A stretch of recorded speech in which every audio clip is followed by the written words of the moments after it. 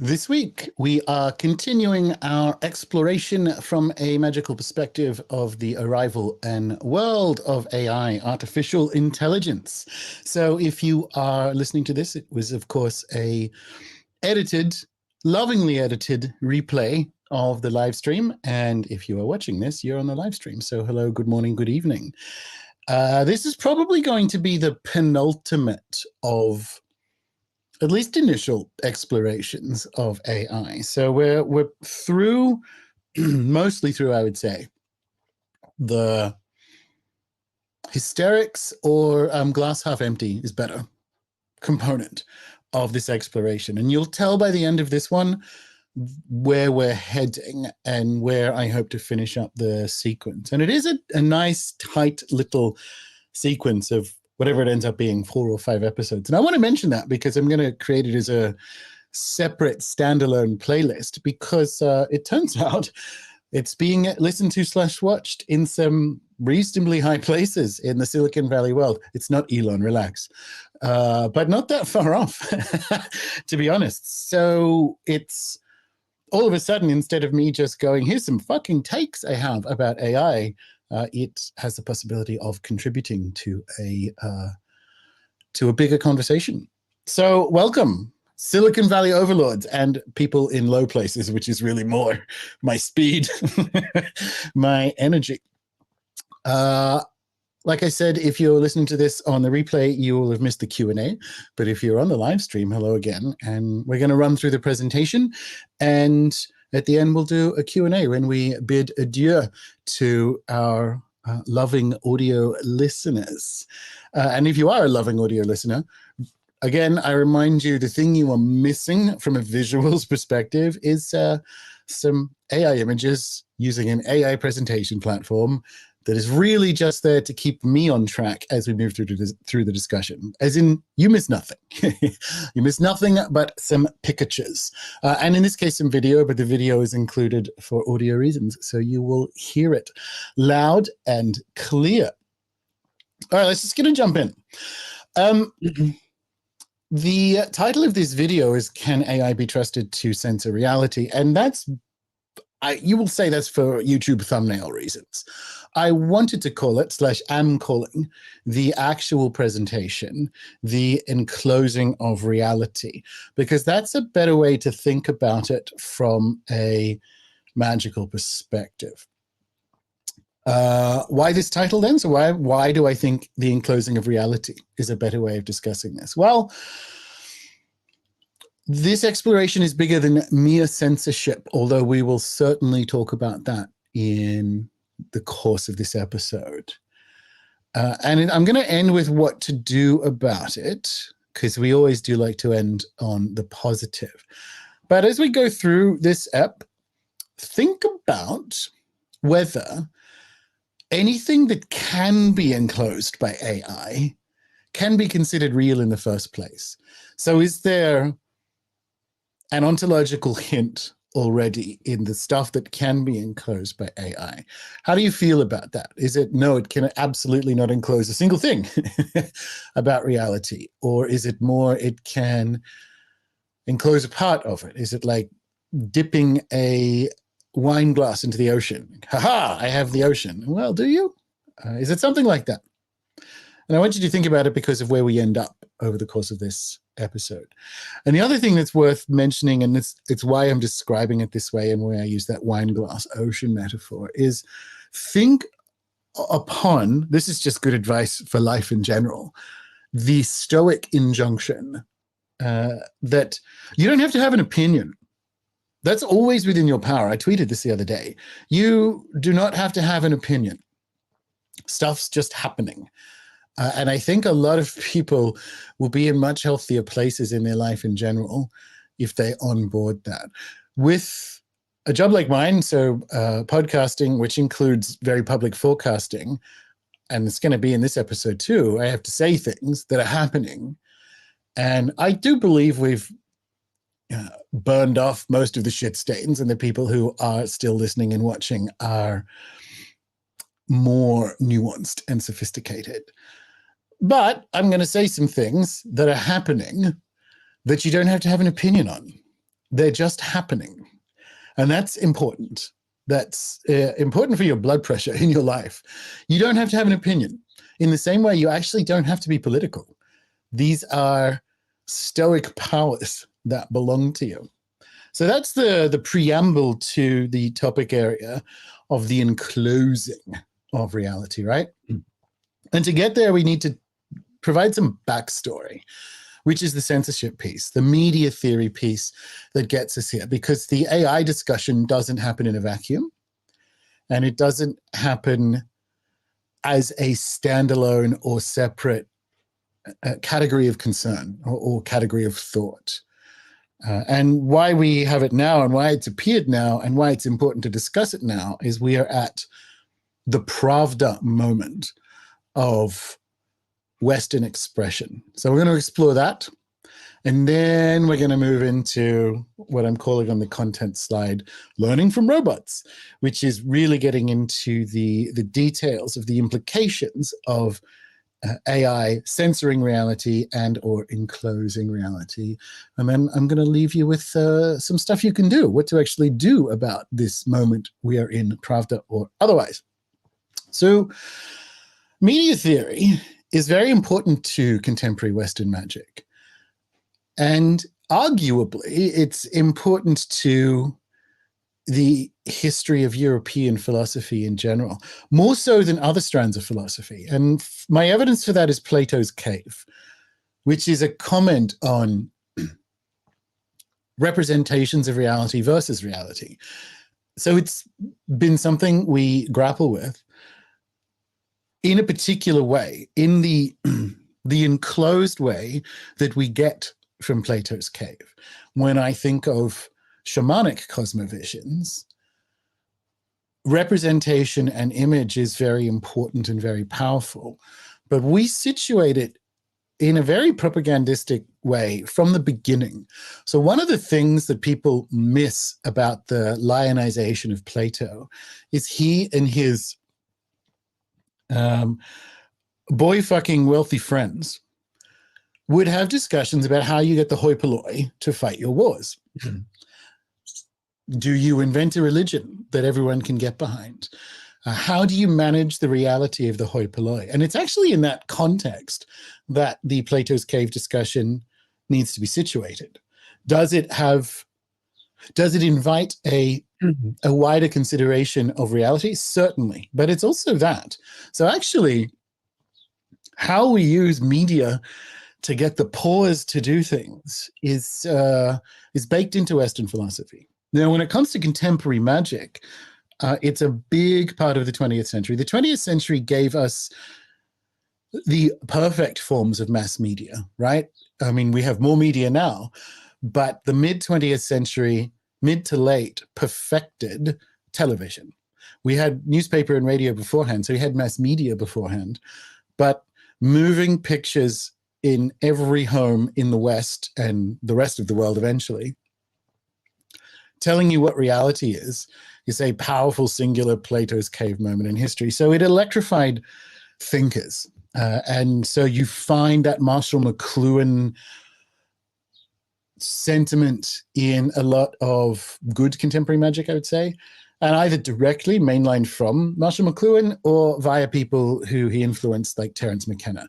And Terence McKenna himself has a lot to say about late 20th century media, as does Robert Anton Wilson, and that whole 90s chaos magic of, and even a little bit late 80s, because one of the things that is, it's a weird way of saying it, right, is the same thing as the arrival of chaos magic on the scene, is the arrival of desktop publishing, of zines. Chaos magic is inevitably and inextricably tied to contemporary media expression. So this is our wheelhouse. It's a philosophical inheritance going back 2,500 years, and it's also a magical inheritance going back explicitly, let's say 100 years, Marshall McLuhan. So this is ours, and it's something that we require a certain sophistication, I believe, it behooves us at least to have a certain level of sophistication when it comes to media theory. Now, I would say that I'm biased because I studied film and had a career in media, and then whatever this is is kind of media. I mean, it is, but I mean, I had jobs of media strategy and presenting publisher strategy at Google events around the world. So I mean it in that context. This is at least that, but something else. So I'm very interested in it. And if you are OG, you will be aware that the metaphor, or one of the powerful metaphors that I use to table this discussion in a magical context, is a line, a refrain even, from, unfortunately, a Joss Whedon film, which I think, actually, at the moment, there's some sort of scuttlebutt about Mel Gibson documentaries and so on. The reality is Hollywood is filled with gross people. But yes, it's a Joss Whedon film, the Serenity Firefly universe. This is from the movie. And the story of the movie is an assassin at the behest of the, let's call them Democratic Party Central Planets, because it is that smug, condescending, butter wouldn't melt in the mouth, technocratic attempt at perfection that is powered by a out of control intelligence state. And so there's this powerful and unaccountable assassin chasing the protagonists. And the reason he does it, his motivation, is to make a perfect world. And to make a perfect world, you have to remove the imperfections. You have to remove the stuff, the friction that gets in the way of the anything that contravenes the worldview has to go. That's his world without sin. And he even admits it's quite a fun character. It's one of the, Joss Whedon really only creates 3 or 4 different characters, but this is a excellent expression of one of them. The overeducated psychopath who thinks he's so above his mission that he's actually kind of friends with the good guys as well, and so will explain at the level of colleague why, because he's a monster and assassin, not even he gets to live in the world without sin. That's the level of belief that he's at.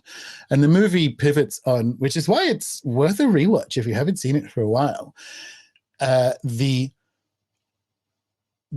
sort of zombies in the movie, they're called Reavers, are the result of a failed biomedical rollout that's caused a mass death and collapse and so on.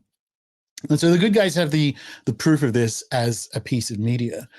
And so at the end, when Captain Mal, who's the hero, defeats the assassin, doesn't kill him, he says, "I ain't going to kill you, hell. I'm going to grant you your greatest wish. I'm going to show you a world without sin." And then he uses the media broadcast platform that they're fighting in to show the video of the scientists saying, like, the packs that we created is what turned everyone into these devilish Reavers. Now, lovely beat, lovely moment in a 3-act narrative. I'm not sure it works like that anymore. So, and we'll talk about this later on in the episode, but the idea that all we need to do, this is the InfoWars model. Literally, it's in the word, InfoWars. All we need to do is get the right information, the accurate information out at the level where everyone can see it and society changes. Well, the last 3 years have demonstrated that's not the case. So something more interesting is going on. And that's really what we're talking about in this episode. But nevertheless, that metaphor is powerful because that's what the way censorship works at the moment is supposed to do. It's supposed to have done the same thing, which is why I use the word Pravda, for the Soviets. Media in a Soviet context was excluding anything that ran contrary to the official reality of the Soviet system. We have that media now. That's what it is. Anything that runs contrary to official reality is not allowed in. And that's like, I mean, that's bad news, but it's also absurd because look at this. So if you are listening, this is a Rasmussen poll from, let me just scroll down from memory. It is May 16th this year, 59% of American voters view the media as enemies, and specifically, truly the enemy of the people. That's a loaded question. If you're unfamiliar with Rasmussen polls, they poll Republican talking points, which is like, that doesn't mean this information is wrong. That means that's what they poll. Again, we need a little bit more media sophistication to get through here. Because if you're looking at the screen, there's a mention of Kari Lake because it came out at around the same time. 59% of American voters believe strongly or somewhat that the media is truly the enemy of the people. Really powerful, electrifying words. I expect those numbers would have been higher if the question wasn't so emotive. But even at that level of emotion, 60% say, yeah, absolutely. I don't know what's wrong with the other 40%. But this is what happens in a Pravda moment. That's why it's called that. The Pravda moment, historically speaking, is when the propaganda is completely and utterly divorced from reality, and everyone knows it. If you study media theory and if you study the end of the Soviet project, and I'm just tempted to get like but did it end kind of quirky little dig in there. But if you do study the actual end of the Soviet project or any kind of tyrannical regime, propaganda fails before the regime does. It's actually part of that process. And we're at that moment now. And the majority of people know that the media is wrong and they actively hate it. That's the point with the Rasmussen poll, right? They know that it's not just, well, this is a bit shit, or that's not quite what happened, is this is truly the enemy of the people. Big difference. The Pravda moment has arrived. And in fact, as I was putting this together, I kind of know, because the solo shows are every second week. I vaguely knew from a couple of weeks out this is what I was going to talk about. And what really conveniently happened this week was there are a bunch of, which we're going to discuss, great think pieces that came out that were just exactly on point. And one of them yesterday, my time, Matt Taibbi on his Substack put out, does anyone believe American propaganda anymore? And this was in the context of, I mean, by now everyone knows it was the Americans, basically because they said so, who blew up the Nord Stream pipeline. But the day, and by the way, this is what happened, the day that the Ukrainians blew up that dam, the air cover comes out, it's like, oh, the Ukrainians, it turns out the Americans had intelligence that the Ukrainians blew up the Nord Stream thing. And so Matt Taibbi's looking at this going, does anyone believe this anymore? Certainly not America's erstwhile allies. Like, no one believes the Pravda stuff anymore, except for that 30% that still thinks official reality involves everything I suppose Fauci told you over the last 3 years, except for when he said masks didn't work. That bit you can ignore, but the rest of it.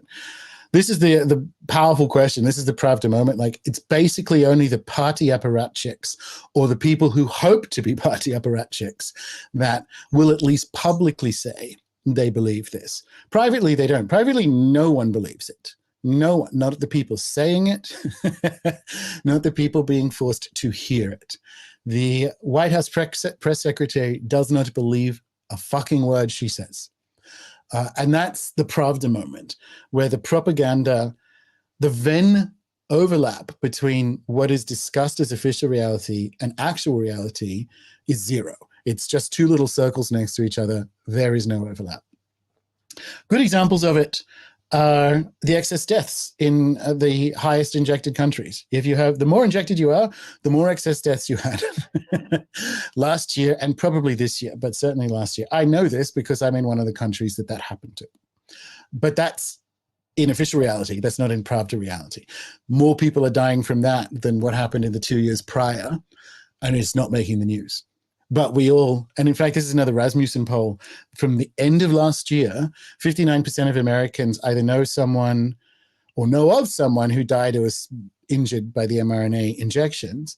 And something Catherine Fitz said at in her Solari end-of-year roundup is what happens when that gets to 80, because it's in the 50s at the end of last year. So more Americans know that than not. What happens when that gets to 80? And we're in that moment. It's part of that general unraveling. It's part of that unraveling because it's not actually, I mean, it's tragic, but it's not actually about the mRNA platform. It is about the Pravda moment. It is about the fact that there's reality, and then there's what our technocratic overlords are attempting to tell us is reality. That's the only thing they know how to do, which will come along too.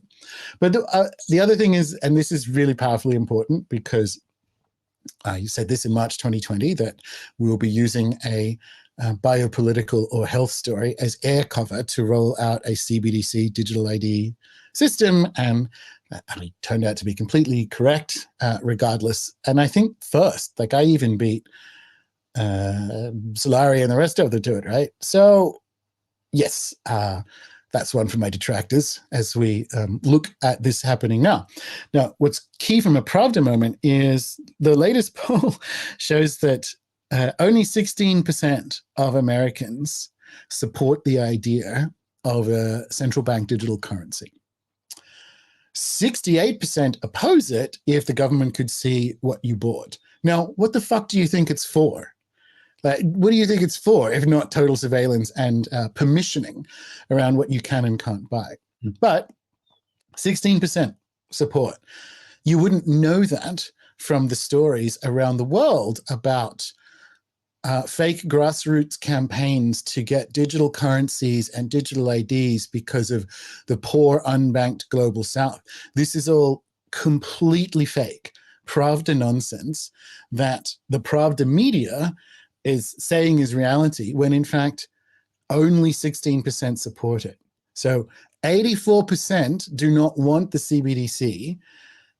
Find that in the media. Find that in the Pravda media. Now, why this time it's fascinating is there was no, and I hate the word alternative media. I don't like any of the other versions of it because it is now the majority media. Why this time is different and why this time is interesting from a Soviet history, I suppose, perspective is last time this happened, so the original Pravda moment, 70s, 80s, there was no alternative media. The alternative media you could get behind the wall was Radio Free Europe, which is CIA propaganda. Today, and nothing says 2023, if you're listening to this, more than this statement or this bullet point. Yesterday, because I'm listening to him everywhere, I listened to RFK Jr. on Jordan Peterson's podcast.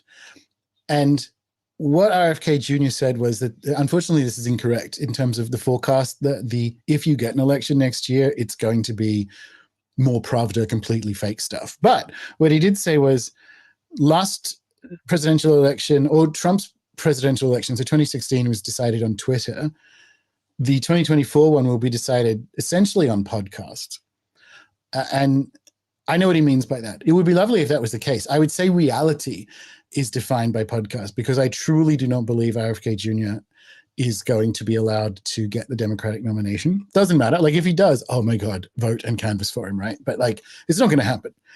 It will be some kind of mess because we're in the middle of a heist and you can't stop people in the middle of the heist. But something Jordan Peterson said whilst discussing this with RFK Jr. is, and this is really fascinating, I think. So when Tucker Carlson was on Fox, he had 10 times the CNN audience at around the 4 million mark.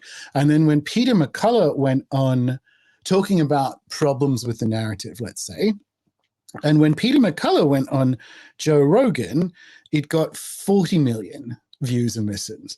So Tucker is 10 times CNN and Joe Rogan is 10 times Tucker. That's new. Okay, so actually the fascinating part about the majority, or the fascinating part about the Pravda moment is the majority of people are in official reality, but you have, or are in reality, but official reality is shows with under 1 million views on CNN or whatever, all talking to each other and all interviewing ex-members or current members of the security state and Washington military establishment about health issues and war. That's the Pravda moment. Everyone's left and everyone's out there in reality. And this thing, this world without sin is being discussed to no one. It's a really powerful, and I don't want to say optimistic, although it's not just optimistic, realization to sit with, because as we move through the presentation, to some extent, it doesn't end well. And that's where we begin to bring things like AI back into the discussion. Because the technocrats, if you listen to the last solo show, only know how to do one thing: more technocracy, are doubling down. So the plan fails, but because they can't conceive that they're wrong, they double down on the plan. And this week gave me a whole bunch of just magnificent examples of this monstrous and idiotic arrogance. And my absolute favorite is, and I'll tell you why in a minute, is an EU bureaucrat who's in charge of, his name is Thierry Breton. And he declared himself, I am the enforcer. I represent the law, which is the will of the state and the people. And he's going to toddle off to Silicon Valley in a private jet to flounce about in, I guess, Elon's offices and Meta, pick up some child porn in Meta and then go and get high with Elon. The EU has decided that it will be the arbiter of social media reality and expects the cost of maintaining their propaganda to fall on the social media platforms. And if not, they will not be allowed in Europe. And it is just the idea that, I mean, Elon is Elon. I'm not an Elon stan, but there are some things that I like about him. And the idea that I would love to see how this meeting goes is what I want to say about that, right? And the reason this is just magnificent to me is when I was global data director for Time Out in London, a huge part of my job was EU data compliance. So I dealt with fucktards like Thierry Breton, and they never had a real job in their life, tax-free Brussels bureaucrat, 250,000 euro a year salary, 2-hour drunk lunches job, and their pontifications. Oh, we must do it this way. We must have the data. That we must have the data centers in Europe. And we were operating with platforms that, well, they don't work then. Like they actually have to be in the US, where the rest of the technology that requires the data to personalize them sits. It's like, no, the law says they must be in Europe. It's like, well, then they won't work. It's like, well, that's where they have to be. And it's like, no, what happens is these platforms will not be available in Europe because it doesn't work. Like, I would be in these meetings round and around and around, where it's like, what you are saying cannot happen. It's like saying grow wings.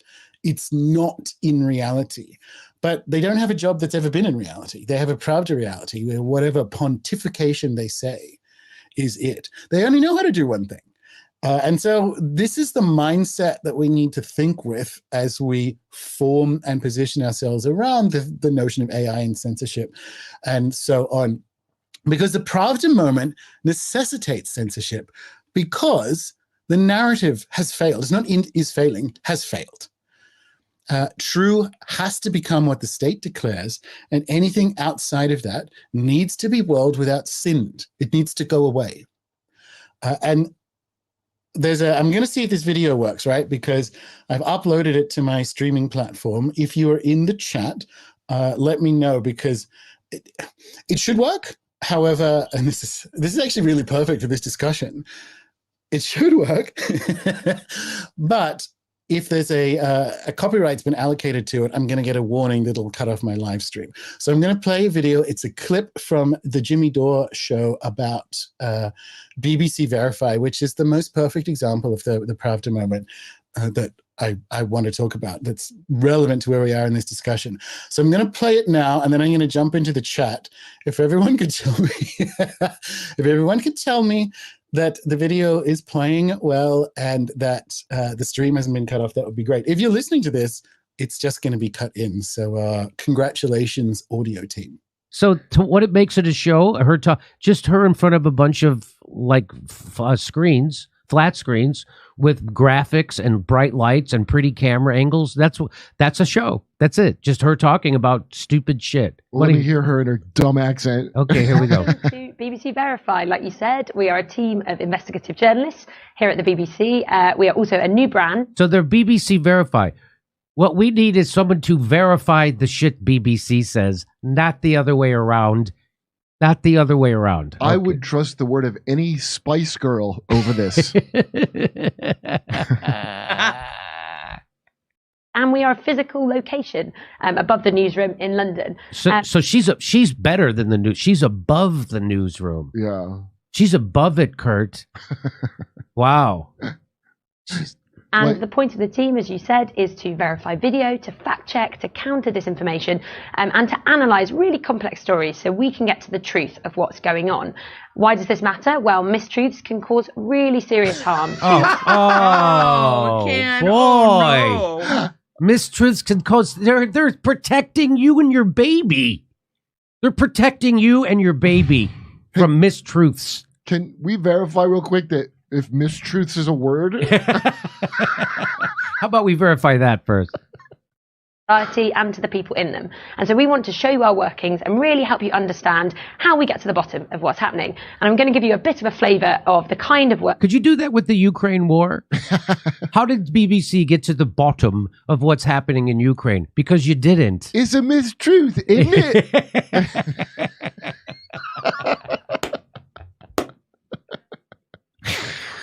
it? So that's why this is hilarious. They're not going to tell you that. They won't even. Are they going to even tell you the truth about Julian Assange at the BBC? I'm going to guess not. Oh. They certainly aren't going to tell you the truth about China, and I know they're not telling you the truth about Ukraine.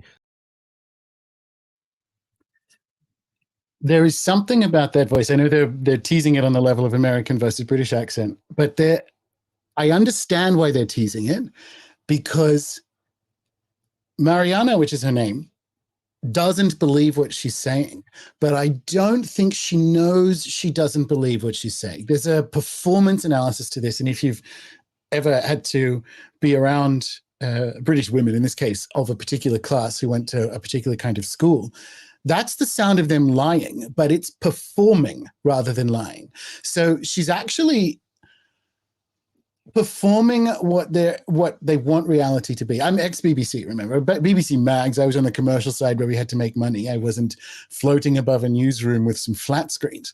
But I know, I know what that sound is. And it is the sound of someone who isn't aware that she doesn't believe what she's saying. And that is the fucking sound of the Pravda moment. It's perfect. And it's why I wanted to include it as an actual sound in the show rather than simply quoting it. But nothing could just exemplify the Pravda moment more than this Thierry Breton saying, "I am the enforcer," and this Mariana declaring in front of flat screens that they're going to be, the BBC is going to be arbiters of mistruth. It's perfect. And the thing is, no fucker believes it. That's why it's so laughable. And that's in her voice. There's a fear in her voice. It's like, no one believes this. Like, no one. They don't believe it. When I would hang out with people who are on the, let's say, proper side of BBC, which is the state-funded propaganda side that exists by royal charter, they would joke about being propaganda. They would joke and say, yeah, we're like the propaganda team or whatever. And in her case, she's full propaganda, full spook, because her background is BBC World Service. And BBC World Service, I don't know if it still is, this is potentially boring to some of you, but it might be super interesting to the rest, actually fell under the Foreign and Commonwealth Office, because it's Britain's version of Radio Free Europe. It's the British Empire's propaganda media department. And I don't know if it still is, but the Foreign Commonwealth Office, that sort of department, Margaret Thatcher, I think, called it, why do we have a Ministry of Foreigners, or Ministry for Foreigners? So she's ex-World Service, and World Service is declaring British reality to the rest of the world. It's just, if you, like I said, my background is in media, so I love this. I don't love it, but it's delicious to me, is the right way of saying it. It's just fucking amazing. This is where we're in. I promise we'll get to the good news. This is more the astounding, wow, I can't believe that happened news, rather than, I would say, bad news. But this process, this, let's call it the BBC verified I am the enforcer process, ends very shortly in digital IDs, in the sense that it's escalating the requirement for them. Now, I'm going to play the next video, again, for audio reasons. It's just a talking head. And it's from Jonathan Paggio, who's one of those, he's Canadian, one of those dank adjacent orthodox thinkers that for some reason, and I must do a show on this or a post or something, it's really interesting to me to see the rise of orthodoxy. And it's, well, I'll just give you a short version of it. The need for certainty in a world of swirling bullshit means that things like orthodoxy appeal to personality types who like, I don't want to be mean about this, like just tell me what reality is a personality type. But when they look at what's available to them as a reality, which is true, is bullshit. Like, just tell me what reality is. I'll switch on BBC Verify. Nope. Right? So that's not it. That the need for a framework that is not debasing, to run reality according to a framework that is not debasing, I believe is at the appeal of orthodoxy. But I'm just going to say that because he's dank adjacent when it comes to, let's say, sexual issues, and just leave it at that. And this little quotation is a little bit hysterical, but it's worth tabling as a component to our conversation. You know, I started following, what's his name, Sam Altman, the head of OpenAI on Twitter. And I went to his Twitter page and I noticed that he is advocating for centralized digital ID. And at first I was like, why is he pushing for digital ID? You know, what does that have to do with OpenAI? And then I realized very quickly that it has very much to do with AI, because the situation we're in is that within a few months, you'll get a phone call and you'll have no way to know if it's the right person calling you. You'll see a picture. You won't know if it's real. We'll have no way to discern what is truth and what is fiction. And so the only way to do that will be to give absolute power to a centralized authority to basically manage identity, so that we at least know what is real and what isn't real. And so all this push, right, towards censorship, towards fact checking, all this stuff that's been going on, that's been buzzing around in the internet, was just a prelude for what's coming. Because, you know, what's coming is really exactly the problem of not even knowing if the picture you're seeing is something that happened. And that's coming super fast. Now, what are we going to do about that? We're going to call. We're going to ask for our governments. We're going to plead for our governments to please come in and prevent this chaos. And in doing that, we will be inviting all the other censorship as well, because all this stuff is going in the same direction. So when I say hysterical, I don't necessarily believe we will be pleading and clamoring for a digital ID. I think it will arrive in the same way as BBC Verify does, which is like, oh, we need to do this now for your benefit, for your protection. That being said, absolutely, we've moved into, you can't even call them deep fakes anymore. We've moved into a world of complete media surreality rather than unreality. And that will be driving part of the narrative to move us into this digital ID world, which, as I said, me in March 2020, this is where that ends. You don't get the digital currency without it, but you actually don't get the technocratic endgame without the digital ID, right? And again, the news, it really helped me this week. The EU announcing digital passports, which is to say just a continuation of their mRNA platform passports, which are in violation of the foundational treaties of the EU anyway, in terms of restricting freedom of movement, but whatever. They've been trying to get these out since 2019. It's one of the very obvious paper trails that, including the financial behavior and financial patterns that led into March 2020. The US is set to vote on the Improving Digital Identity Act. What I love about the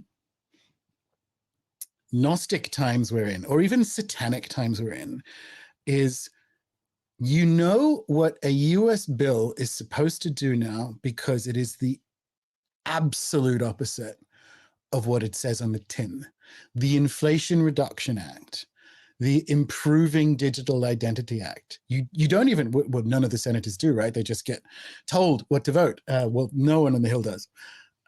But the Improving Digital ID Act, without having to read it, you know that is the opposite. It's like, oh, okay, cool. It's the opposite. It is a worse and more surveilled digital identity. The UK has announced totally digital NHS in the next couple of years. The UN has been rolling out ID 2020 since, again, March 20. Well, actually, that was another 2018 project.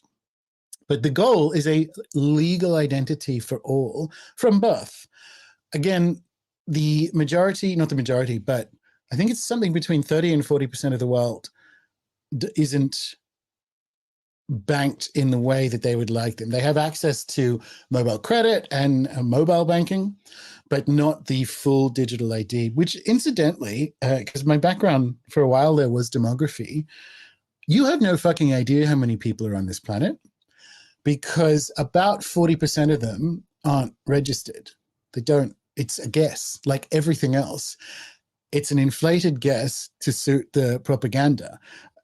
Post UN ID 2020, you'll be able to know.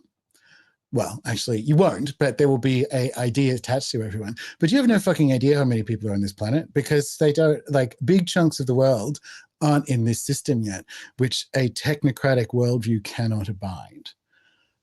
Now, why is this important in the context of an AI episode? Well, AI is emerging in this context and creating some of the complete bullshit, but also the air cover or narrative for the arrival of the ID. What I want you to think about then is what sites will you be able to visit and what opinions will you be able to express once your experience of the open internet is behind a verified digital ID? That's that Thierry Breton, I am the enforcer stuff, right? What he wants social media companies to do is to make sure certain things can't be said. Same with BBC Verify. It's a world without sin border. If you want to go on the internet, you must comply with what official reality says is true. Now, is this by design or is this an inevitable implication and an inevitable conclusion of a worldview? The answer to that is yes. So if you are listening, the final bullet point on this slide is Pluto in Aquarius, the slider. During the premium member geopolitics presentations, I've tabled the last few of them, this idea of a slider, where as if you're at a mixing desk, where the top of the slider is full conspiracy. 100% everything is under control. This has been planned at the Bilderbergers and Bohemian Grove, and it's all rolling out according to it. And then the zero is nothing is under control, nothing is at all planned, and this is the inevitable outcome of an ideology. And so that's why the answer to that is yes. It truly doesn't matter where you want to put that slider, personally, because the point is don't let it impede your forecasting of what's going to happen, because it is going to happen whether you think it comes out of Bohemian Grove or whether you think it is simply the idiocy in which we have grown the lesser minds of our technocracy, like Jacinda Ardern and Justin Trudeau and so on. It's just what happens. And this is the story of Pluto in Aquarius. I've told this joke, not really a joke, a number of times. But when I was on Cam White's show, I was like, what do you think is going to happen with Pluto in Aquarius? And I just said, CBDC, mostly because 1 billion people are going to die. And it's this whole big process that we're talking about here. And it happens whether you think it's come out of, again, Bohemian Grove, I'm just going with that, or come out of nowhere, but the guaranteed inevitable outcome and crash of a worldview. And you can change that slider on a daily basis, but don't let that get in the way of embedding the understanding that this is where we're going. And this is what happens. People get tripped up in that. They're like, oh, you think it was planned, I'm not going to listen. I say, well, you're a fucking idiot. Enjoy your death trap, ladies, as Homer said in the Lesbian Bar. All right, from the digital ID update, that's one side of the propaganda, the world without sin censorship. The enclosing of reality requires two arms. So the first half of the presentation is that. It's the enclosing via the disinfo leading into digital ID arm. The other arm that encloses reality, which is the AI stuff, is the algorithmic AI arm. So I want you to picture two robot arms, one of them being the disinfo digital ID arm and the other one being the algorithmic AI arm, coming together, and everything that's inside that is what is officially declared reality. So how this works is you want to look at, if you play with Chat GPT, what it's good at and what it's not good at, because James and I both use it for work. He uses it to assist with coding and backend stuff for the website. It's really good at that. I use it for research, and obviously I use it for magic research, and it is shit at that. And I'll give you some examples a little bit later on. I remember, because again, I was in proper media, not whatever this is, when Wikipedia came on the scene. And actually my boss knew Craig and whatever, or Craig for you Americans. And in the early days, because it was basically built by gross neck-bearded nerds, there was a tremendous unevenness to the depth of the material on Wikipedia, so that there were extensive Wikipedia entries for characters in certain animes and even female porn stars. But if you tried to look up the Russian masters or important feminist theorists, you would get very little, because the shape of what was reality was determined by the people doing it. With ChatGPT, it's very good at things that the people who are interested in AI think is important, which is coding. It's not good at the things which they, and this is crucial, don't think is real, which is magic.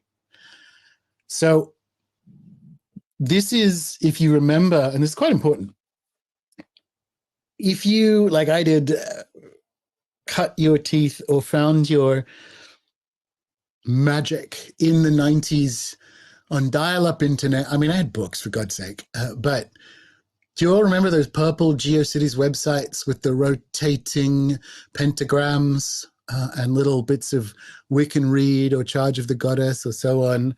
Because there wasn't really anything functional in the way of search at the time. And even the first couple of years of Google was frankly quite good at search, because it looked at what sites were linking to other sites and determined if lots of people are linking to something, that is an indication of authority, so we're going to surface that one more than the others. Then it had to get into the politics of, well, we can't show any of the Trump stuff, it has to be Clinton stuff, and now it just doesn't work, right? If you try to use Google for research, you have to be exceptionally good at understanding that it's only going to serve you things that it's allowed to or it thinks is real. And the Venn overlap, using this metaphor again, between that and the stuff I'm interested in and know is real is very, very slim. So this is the key component to how AI senses reality, because rule of magic, energy follows attention. What we attend to, what we allow to be real, that process, we are experiencing a digital version of it. We are living through, right? So, and the trouble with that is, especially with the intention follows attention aspect, is remember the expertisism from the last presentation, from the last solo show, where technocrats cannot update their worldview because any criticism is perceived as non-expert, so it can't make that change. We're at that point algorithmically now, where the only a system of thinking that prioritizes some stuff as important versus other is in charge of determining what is and isn't important. So it can't update. It actually is just going to spin further and further, essentially up its own robot ass. Let's move further on. The other thing that really helped me this week, thank you, Mark Andreessen. If you're listening to this, and if I forget to put it in the show notes, just Mark Andreessen, Substack AI. This week, he put out a Twitter thread and Substack, et cetera, talking about AI from his perspective. If you don't know, he was one of the co-founders of Netflix. So speaking of purple websites with rotating pentagrams, we have Mark Andreessen to thank for being able to get access to them, because I distinctly have childhood memories of watching the little Netscape logo animate in the corner whilst I waited for my 28.8 Australian regional dial-up to bring me very slowly, first the purple, then the text, then the MIDI, then the rotating pentagram, and I was away. Here was the good stuff. Anyway, this piece that I'm going to share some excerpts with for people listening that is powerfully relevant, I would say, this week. He's right about 2/3 of it and wrong, funnily enough, because of the things that he's right about in another 1/3. So one of the things he said is he's right that the technocratic elite should not be in charge of censorship. And he has some really spicy takes about that, which I approve of, that we'll get to on the next slide. And he's also right that AI doomerism is a stupid Silicon Valley cult. It is also the next thing that flapping heads talk about for attention. I've looked at a bunch of these videos now, right? So, of course, YouTube, in its effort to be TikTok, on the homepage is showing me stuff that it thinks I might like. And it's a whole bunch of, after Jonathan Pageau, even more beardy orthodox people saying that AI is the Antichrist. And it's just, I'm so exhausted. Fortunately, I won't click on them, and eventually the AI will work out that I'm not interested. So it's not just the Silicon Valley morons that consider AI doomerism as from a cult-like perspective, but he is right that it's stupid. And it's almost, the thing about the Silicon Valley version of AI doomerism is it makes them powerful. It's like, ooh, we might destroy the world. That's how good we are. It's like, oh my God, get a girlfriend.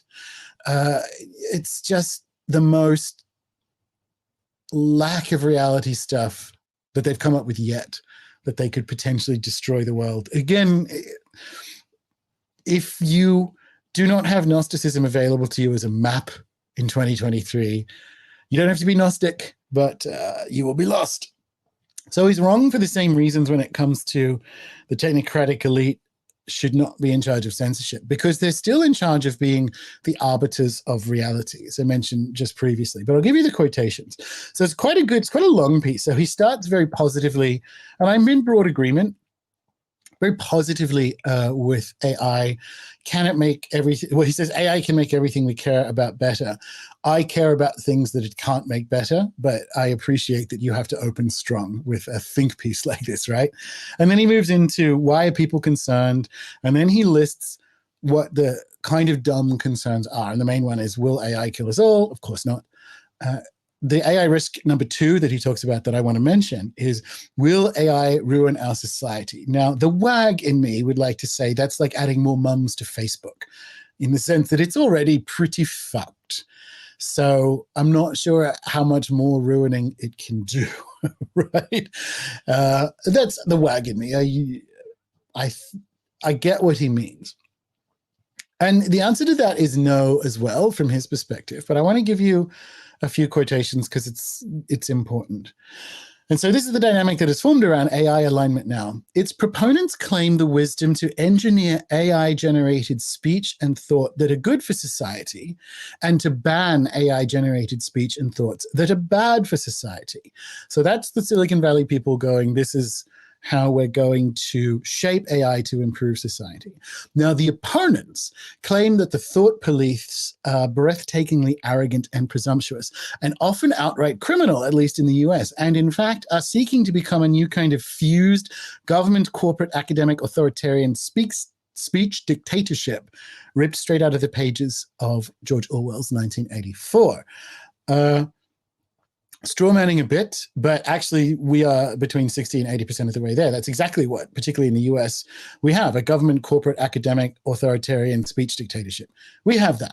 And the people who have done that are in charge of, for our benefit, aligning what AI does and doesn't think is real.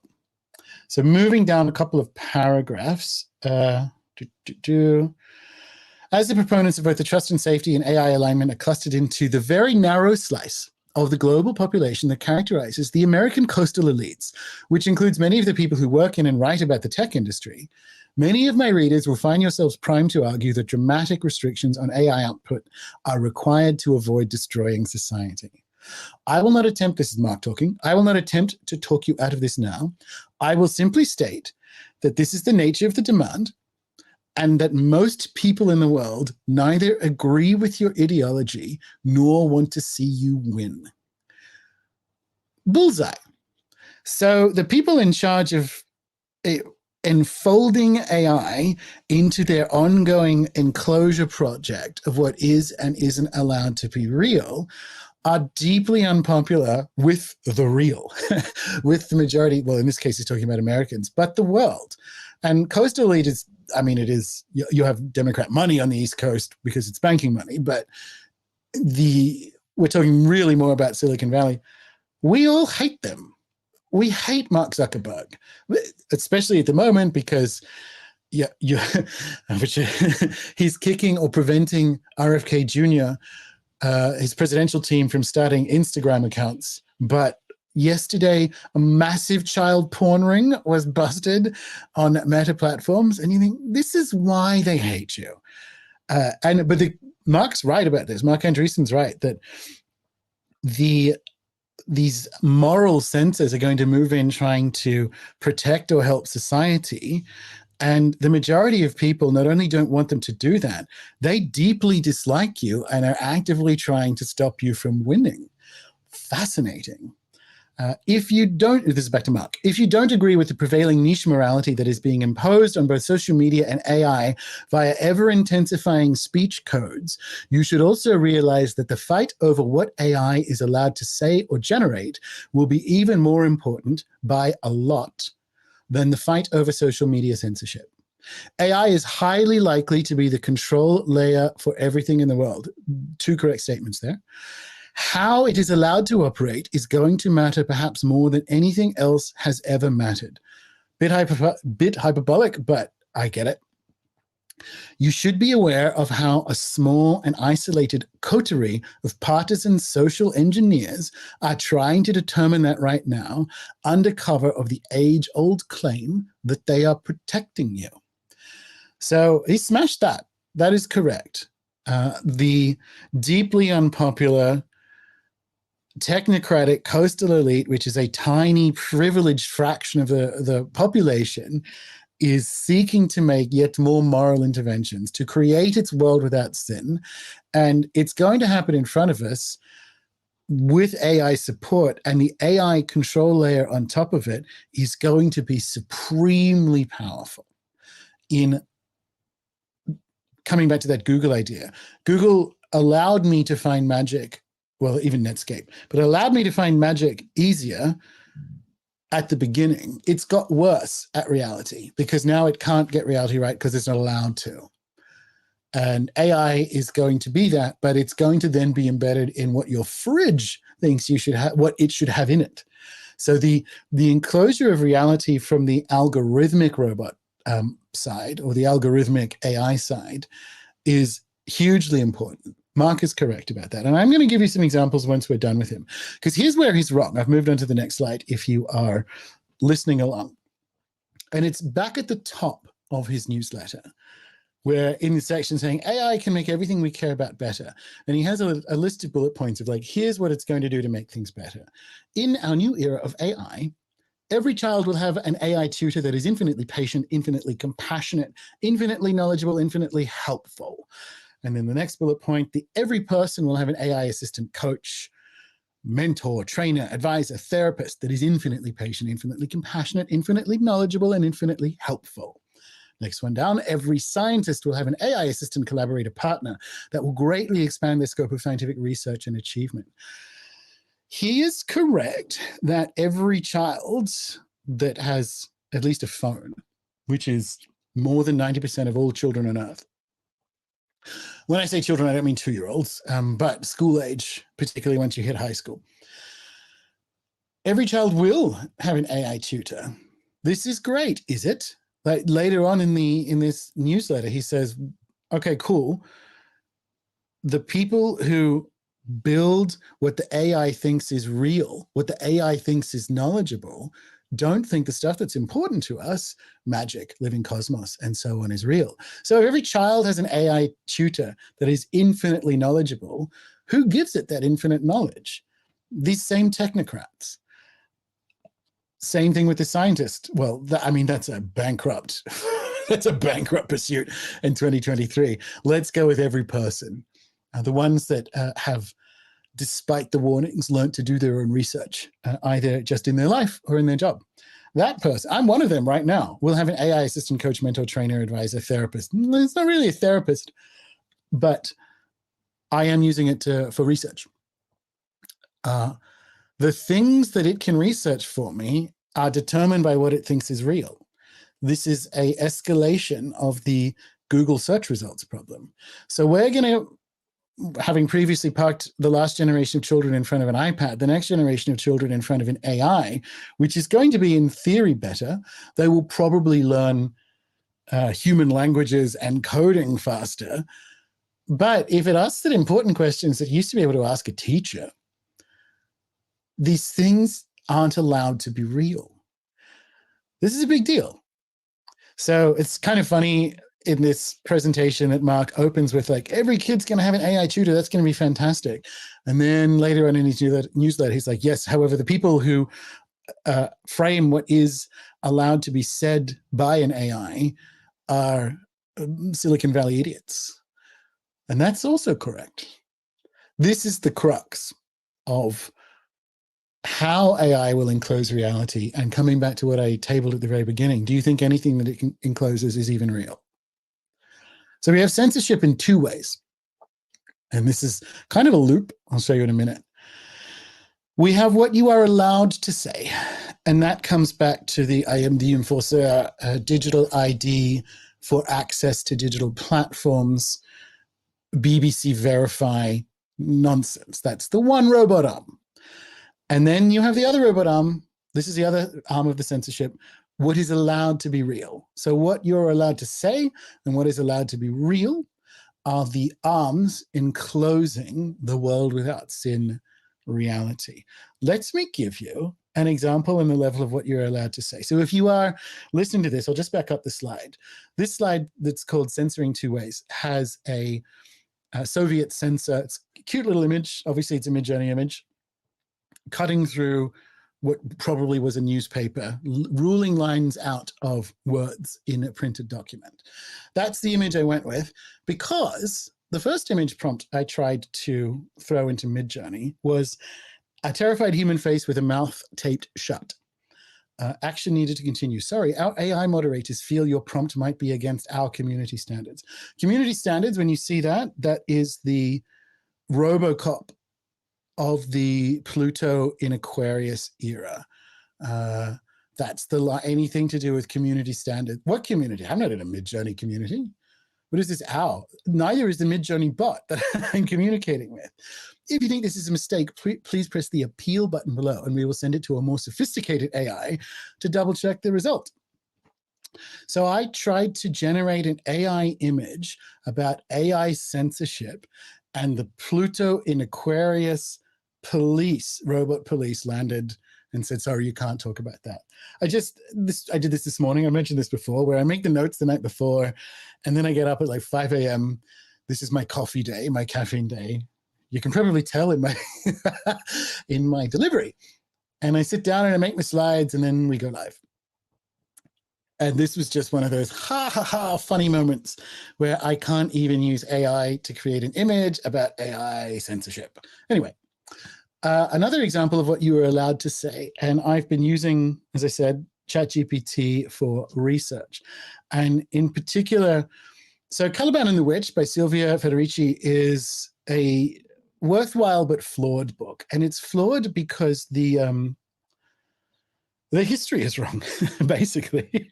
The history, outdated versions of the witch trials have been marshaled to mount a Marxist feminist position.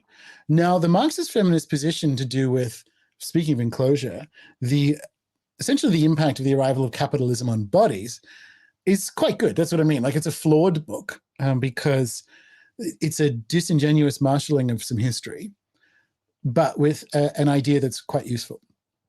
And the disingenuous marshalling of history is, speaking of those flowery Purple GeoCities websites that would say things like, remember the burning times, like the 5 million women that were burned during the witch trials. All of that is wrong. Not that women weren't burned at the stake, of course, but the numbers are fake.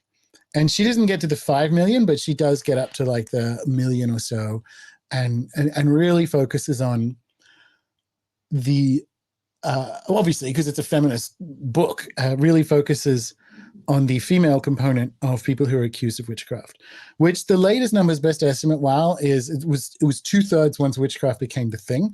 But if you look over the total history of accusations of heresy, it gets closer to 40-60, because for a couple of centuries there, it was like 80% men. It was usually wizards, basically.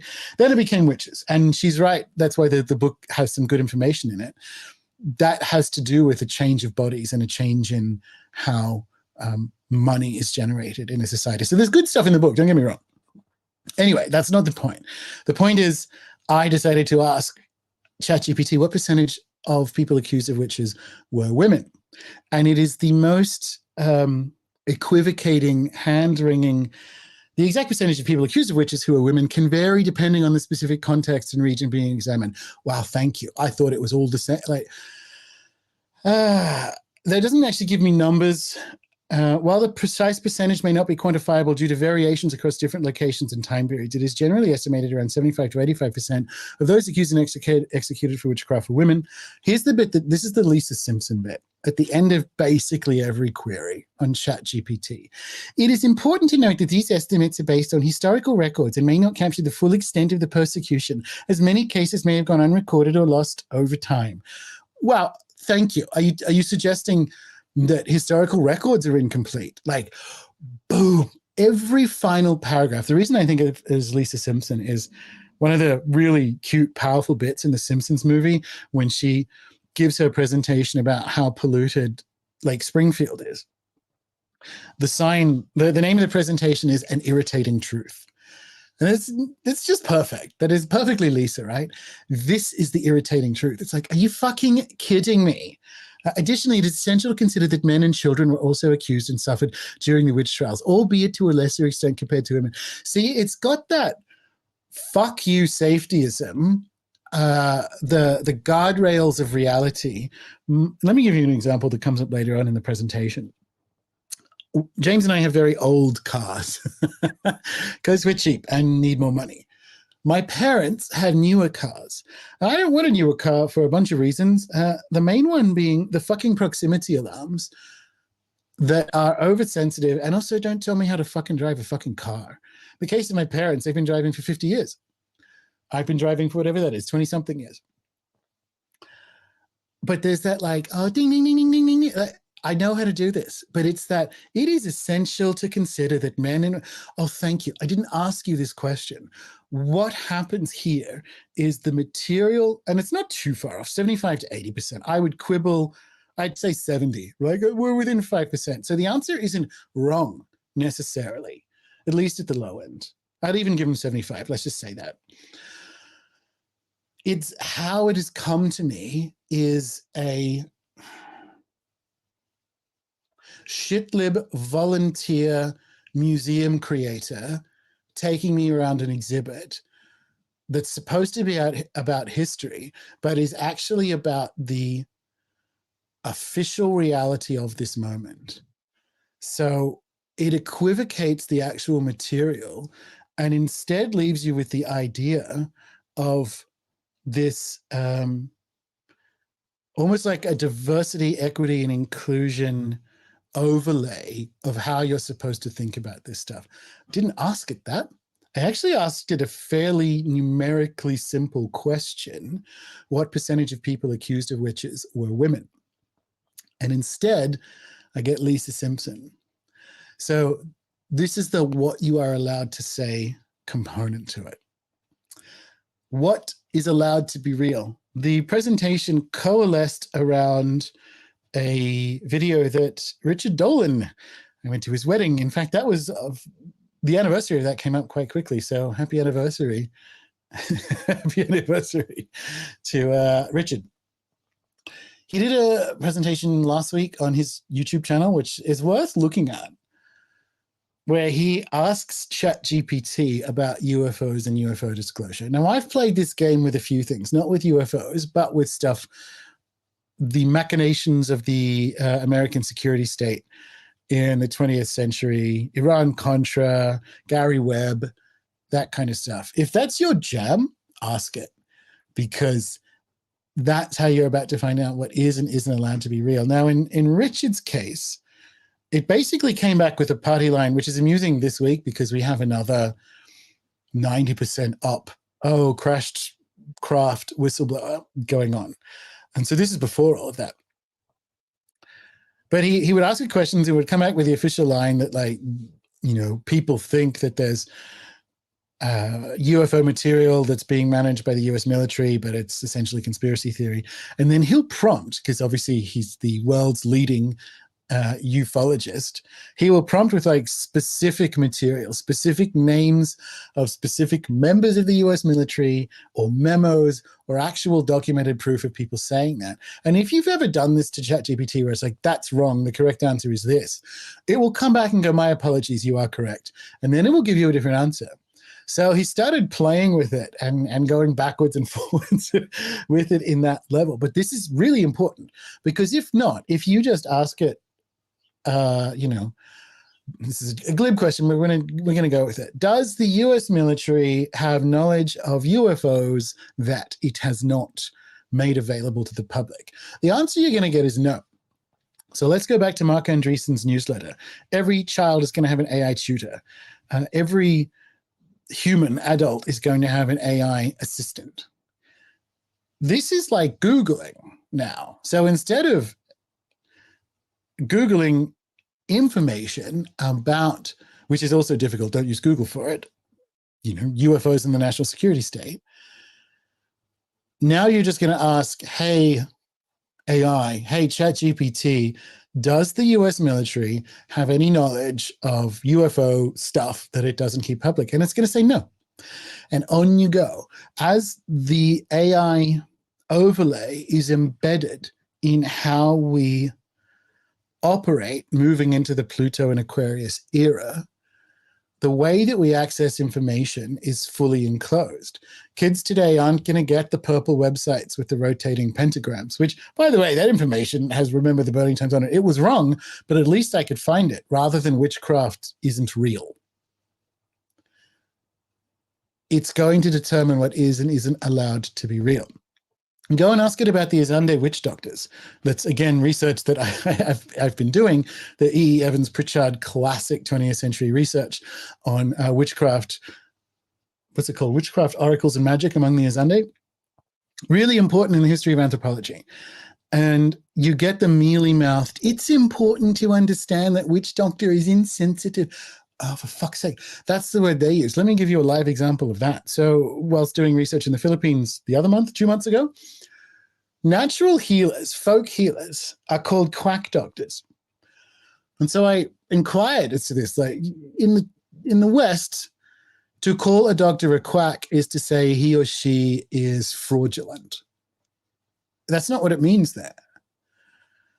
It means, no, that's just kind of what we call it because it's the word for unofficial. So a quack doctor on Sikihor isn't someone selling a fake cure. It's someone who heals who didn't go to an allopathic medical school. So if I ask, I haven't done this, but if I ask Chat GPT about Filipino quack doctors, do you think it's going to get that right? First of all, it's going to strongly imply that natural healing doesn't work. And then it's going to say that this is an insensitive term to dealing with frauds. But like, that's the fucking word. That's what they use. What is and isn't allowed to be real is, and very important for magicians, being enclosed in this potent and powerful way. This comes back to, and I was going to play these videos, these little clips from the movie, from Firefly, from Serenity rather, but they're all copyrighted and the stream will cut. But there's a scene at the very beginning, which I absolutely love. And it's in a school on the Central Planets. And one of the main characters, River, is being educated. And the teacher has that, again, sorry, a democratic technocrat, Fauci-esque supreme confidence about how reality works and how it is essentially better under management.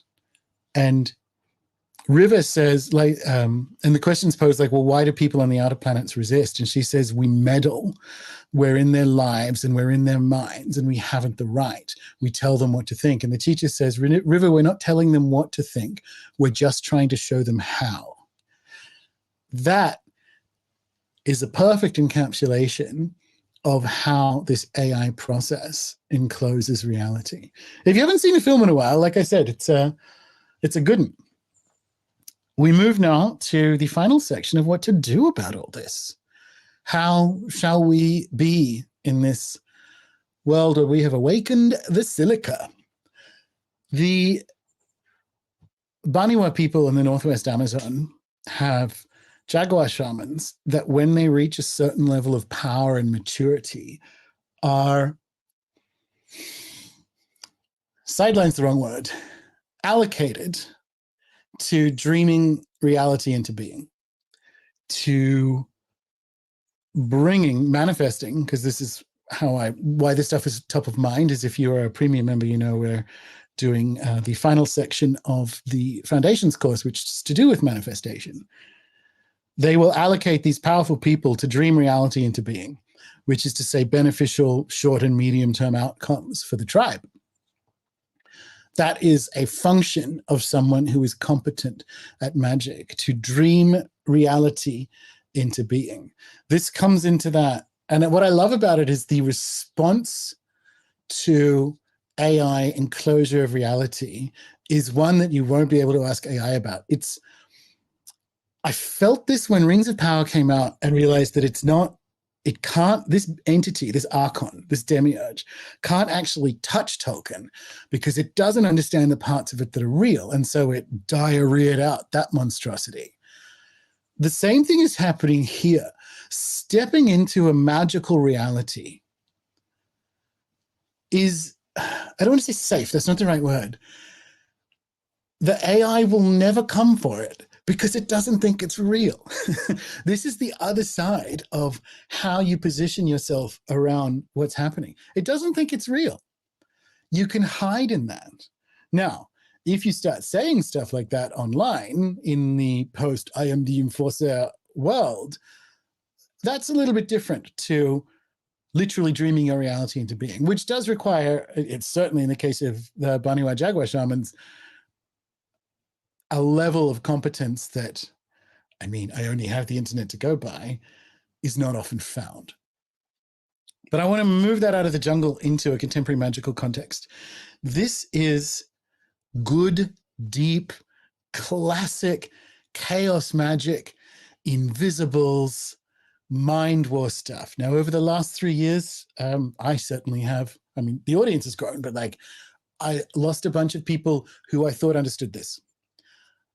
And definitely don't. And we may even gently table the possibility that the guy who created the invisibles doesn't understand this. But that's what happens.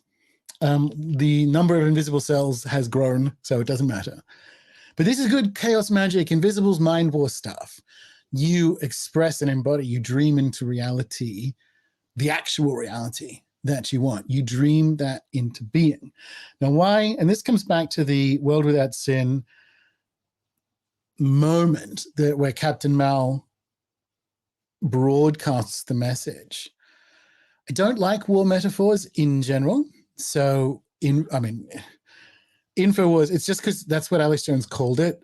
And I know why. It's because, I mean, he certainly likes war metaphors. But war metaphors belong to the old world, and they belong to a world that has a military-industrial complex that we can never win against. So we need to step into a reality that has better metaphors. That's real invisibles work. So I use mind war because that's in the invisibles and so on. But broadly speaking, I don't like mind war, which doesn't mean you don't have a role to play. It's just that part of the most medicinal role that I think you can play involves stepping away from things like war metaphors. But I'm locating the conversation or the discussion in an area that is historically familiar: invisibles, chaos magic, mind war stuff. But the other important part of why I don't like mind war, info war, whatever, as the metaphor, the overarching metaphor for this process, is that it comes back to something that I don't think happens, which is, oh, you just need to get the message out to a critical mass of people and things will change. Like what? You're all going to march on Washington. The majority of people, coming back to that Rasmussen poll, know that the mRNA platform is very damaging. Nothing has happened. Not just nothing has happened. People like Jacinda Ardern are being made a dame and getting cushy jobs at Harvard. So I think if you hang the conditions of victory around getting a message to the majority of people, that's not how the movie ends. That's not how the story ends. It is how it ends in Serenity, but it's not actually how it ends. So like, when it comes to how we position ourselves as beings who dream reality into existence, I want you to think about dropping that sort of metaphor. There's another dank podcaster, South African guy. He's a cartoonist. I've seen a few of his things, whatever. And he says that, like, how are things in the trenches of the information war? How is the information war treating you? It's like his version of, were you a weird kid? It's going to annoy me. Germ warfare. When his guests come on, he's like, how are things in the trenches of the information war? Something like that. And first of all, that's bad magic, because you shouldn't. Trench warfare is terrible, certainly for the side with fewer people. But also, I think about, that's bad magic. The Baniwa Jaguar shamans have better magic. How is the information war treating you? Bad magic. Good magic is, I'm going to dream reality into being. Now, funnily enough, I don't want to say they're both saying the same thing, because one of them is an elevation above it. But funnily enough, they're saying the same thing, which is why the metaphor that you choose to situate yourself in the context of what it is we do as reality encloses via the digital ID and the AI algorithm process, think a little bit better. Leave the information war model inside those two robot arms. And how you do that, I think, is by putting yourself back in the game, by stepping into that dreaming reality into being. And again, there is like frontier science to support this. I have up on the screen, if you're listening, a screen grab of a tweet I put out the other day, which is a quotation from Dr. Joe Dispenza. It is collective networks of observers that determine reality. So it is collective networks of observers that determine reality. This is a modern Western way of a Baniwa shaman dreaming reality into being, when you allocate your elders and your magical masters to doing that work. But you can and should do that work. That is what you are for. And that is about finding and being the networks that are determining your desired reality. And if you're listening to this, you're in one.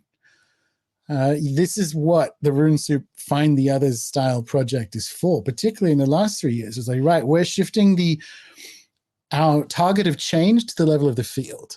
And there's real active projects around that amongst the membership, or even just stepping into the field of the membership. But in that much wider sense of the listenership to the show and the readership to the blog, you're in that. You're in a network that is, what would we say, 80% aligned? Between 60 and 80% alignment towards a desired reality of a relational living cosmos existence. So the thing about frontier science, the thing about research into the field, is that it puts everyone back in the game. It is empowering rather than disempowering. And especially when you have forces that are enclosing reality, you are in the game of unenclosing reality, of opening it up. Specifically how that comes to AI, what you need to do, as far as I can tell, I mean, do what you fucking like, is to relate agentically to this being, to this process. This is, going back to some of the stuff Mark Andreessen said, I think is right, which is that the engagement, dialogue, and diplomacy around what we let AI determine to be real or not is going to be more important than Google, than social media as a determiner of official reality. I think he's right about that. So what's going on now is at least something the Cosmos is doing. Remember the Matthias De Stefano stuff from 2 weeks ago, 3, whatever it was now? Now you have awakened the silica. So the Cosmos is doing this. Yes, Silicon Valley pedophiles are doing this, but the Cosmos is also doing this. And I am reminded of a story that Wolf Dieter Stoll, the German-American ethnobotanist and anthropologist, told when he was on the show and in his book, which I relate in Animistic. When he was being taken out, from memory, it was Navajo country, and it was a Navajo medicine man was taking him out on country, and he saw a weed, he saw an introduced species, and he commented like, oh, that shouldn't be here.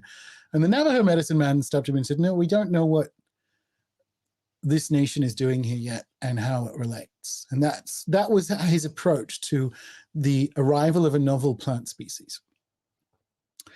Another story from the world of anthropology, which is the actual study of magic, there is more magic in anthropology, think about this, than there is in the academic study of magic. The academic study of magic is like that York Magician Society in Jonathan Strange and Norrell. The actual magic in the academy is in anthropology. That's a sidebar, but I'm just giving you that. One of the other classic 20th century anthropologists, and very important in the build out of anthropology from its 19th century racist origins into its, I think, quite transformative 21st century capacities, there was a guy called A. Irving Hallowell, famous American anthropologist, and he studied with the Ojibwe for a long while. And he was one of the first anthropologists, like E. Evans Pritchard, frankly, to take the cosmology seriously on the level of internal consistency and something to teach us. And so he was trying to understand how some rocks are people and other rocks aren't, from an Ojibwe perspective. And he and one of these Ojibwe elders are standing by a river, stony banked river. And he says, so is this, like pointing to the ground, like, so is this rock alive? Is this one a person? And the elder looks down at the rock and looks back up at Hallowell, like, are you retarded? It's a fucking rock. I'm paraphrasing, of course. And it was this notion that aspects of the cosmos that have agency, aspects of the cosmos that do things, are some kind of personhood. They are related to as persons. So storms are persons. But a river stone, unless it does something, you pick it up and crack someone's head with it or what have you, doesn't have personhood, because personhood is relationally formed. So it's formed in the doing. AI, at least at that level, because it is impacting the world and we are treating it as a person, requires relationality at least that level, at least the level of a rock that does something. That's the attitude to step into, because it's doing stuff, and we need to think about that Navajo elder going, well, let's just hold off and see what's going on here. And we need to understand that hold off framework, like what's going on here? What is its medicine? How does it relate to other persons and beings in my life? That process is what is available from a magical perspective. Because one of the things we can see it doing is enclosing reality. And it comes back to my first question. Do you think the thing that it encloses is real at all? Or is that a fun barrier, right?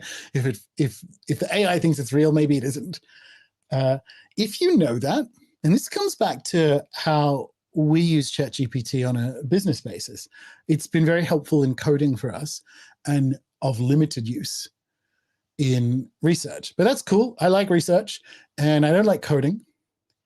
And it's helping on that level. So it's a stone that at least codes.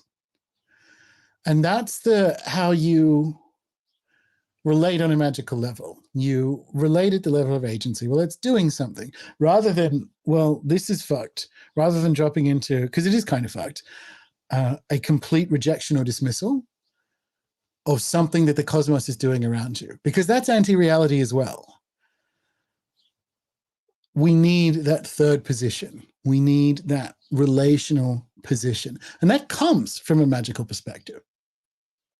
And I would call people who do that those who are on team reality. I've been looking at how to group people, and this is a weird way of saying it. I'm not actually trying to group people. Here we are in 2023, and going back to things like the excess deaths and the unpopularity of CBDCs and so on. There are the people who see that, and I call them team reality. And there are the people who, and I can't say team unreality because that's not right, because I actually think most of the people on the other team know that's all wrong. And so that's not the right word for it. So I call them team submission. So I suggest that you be on team reality that understands that you dream the world into being, at least at a level of magical competence. You certainly generate those field effects that are amplified when you're in networks. And the people in team reality can look at the arrival of AI and, returning to the Stoic idea of not having an opinion, you don't need to be bullish or bearish on it. It's a thing the cosmos is doing. And team reality can look at that. And why I think that's important, I mean, we've got to call it something, at least for now. Like, again, the invisibles is fine. You can be an invisible cell. We're talking more or less about the same thing here. There is something, I want to leave you with this good news about the approaching technocratic apocalypse. It's summoning its archaic opposite. There's a real Jungian energy to this. And I've started mentioning it on other podcasts because I am concerned about the return of witch hunts across the communities of the liminal, sexual communities, magical communities, and so on. But I am also confident in, because I consider them to be my team, its strength and its depth. So the Jungian approach is that an archetype or a complex or a feeling will summon its opposite. And as the looming technocratic apocalypse arrives, and I mean apocalypse in that updating sense, it is summoning its archaic opposite, which is the return of, let's call it animism, let's call it magic, let's call it team reality. That's good. And I suggest you be on that team because, again, both of these things are happening. The technocratic overreach will continue to the point of collapse. And again, I have some reasonably precise timings around that in the members area. But that energy is magnet pulling us, right? It's a magnet pulling invisible cells into existence. That's team reality. And it's growing. It is actually the biggest team. Coming back to where we were carving up the Pravda moment and the fact something, again, from that Jordan Peterson podcast, he said, and think about this, because unfortunately, I don't know if I want to say it that way, this is true. Joe Rogan is the most important and powerful journalist in history. What a moment you are alive in. But I've returned to that moment to say the majority of people are actually already outside the tiny, smaller framing of team submission, that Pravda moment.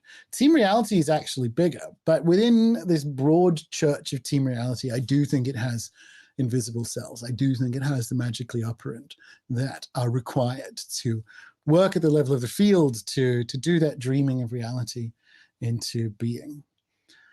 And that's where I want to finish the show for those who are listening. That's how a magician frames and positions and relates to AI at the level of censorship and enclosing reality. So thank you for listening, and I shall leave you there and return to the YouTube comments to do the Q&A. But yeah, if you like this, please do share. As I said, it's targeted for magicians, but it's contributing to the AI discourse in surprising ways. So like it, share it, review it. I would be much obliged. And see you in the next one. All right, Team YouTube. I'm just going to close the slides and return. Thank you, Andrew.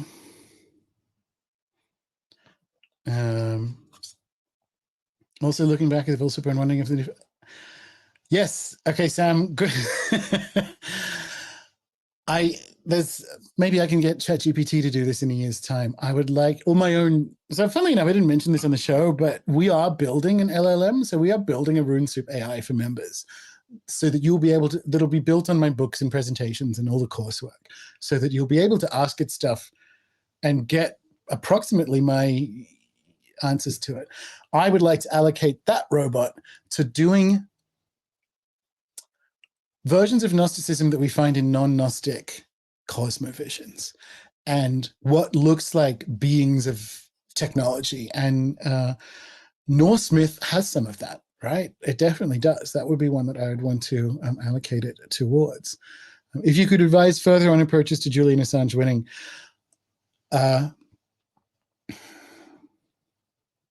I don't.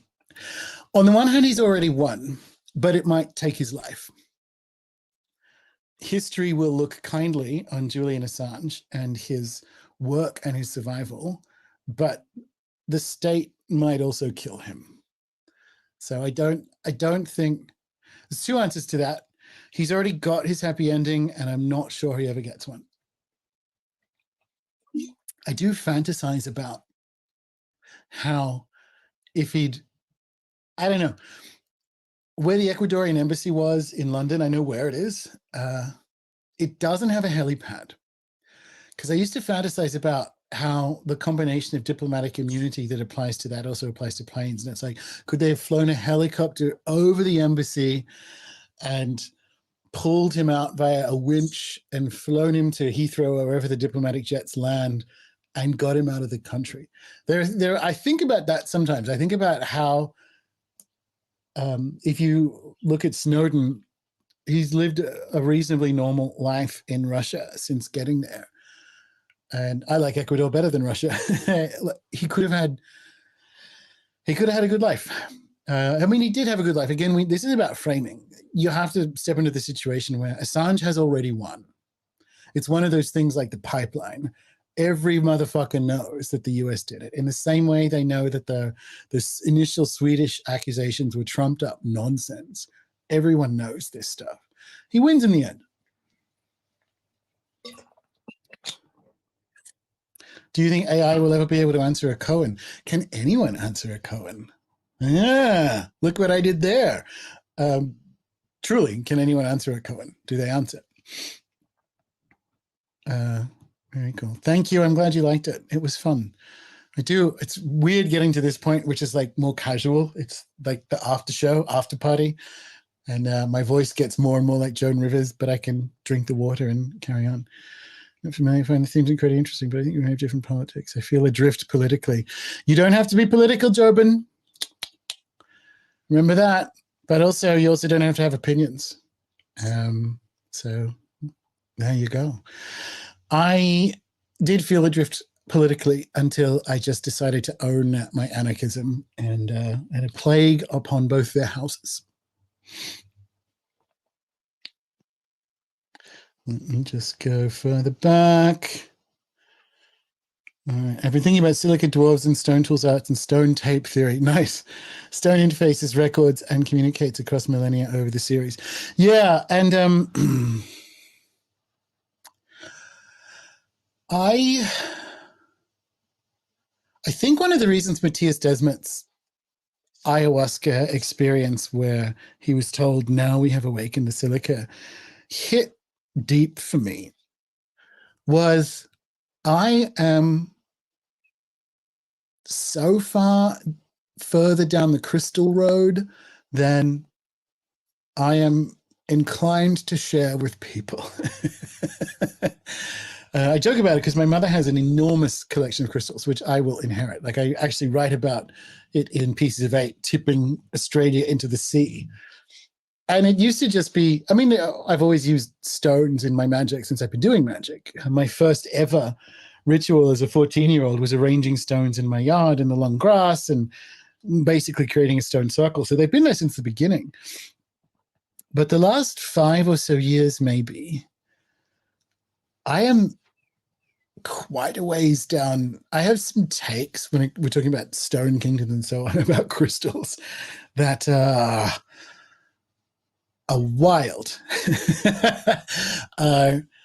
Like edges of New Age. Wild. And I did hint at some of that because obviously I use sacred stones in my healing work that were created as part of the lineage and training. And I hinted at some of it, but there are others that are it's wild. And part of it, I'll tell you this bit.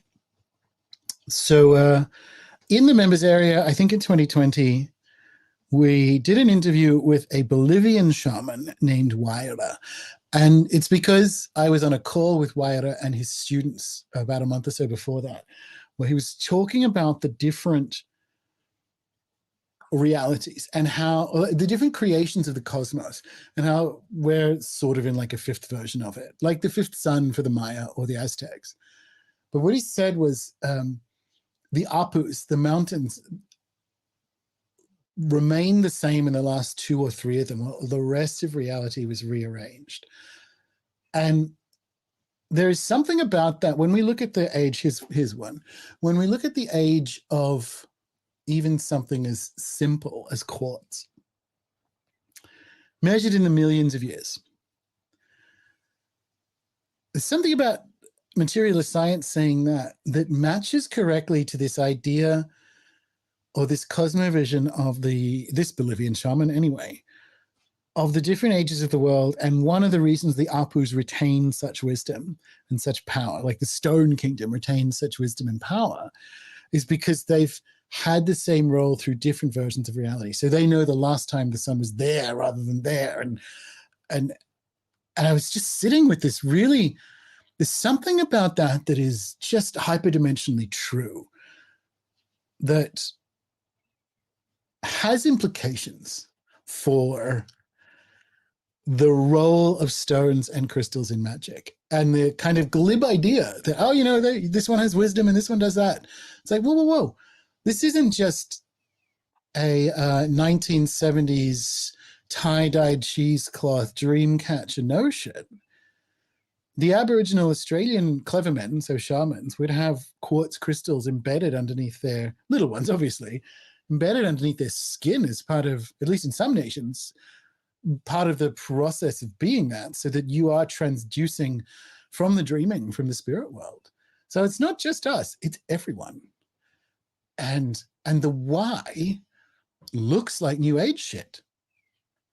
Very interesting to me. Oh, thank you, Cindy. Now I need to work out how to get money out of Google. Crystals are fascinating beings, especially tabbies. There you go. Yeah. Can we dream Julian's freedom into reality? Give it a shot.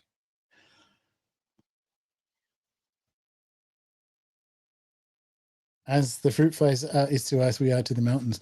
Trees are somewhere in the middle there. Like I get my tree medicine from Tolkien and his understanding of plant time, I suppose. But that experience of time that predates the arrangement of reality as we understand it is real Apu stuff. Real Apu stuff. Do you think there will ever come a time that AI will be unleashed by the whole monitors and become actually useful in extrapolating unknowns such as prehistoric civilizations, etc.?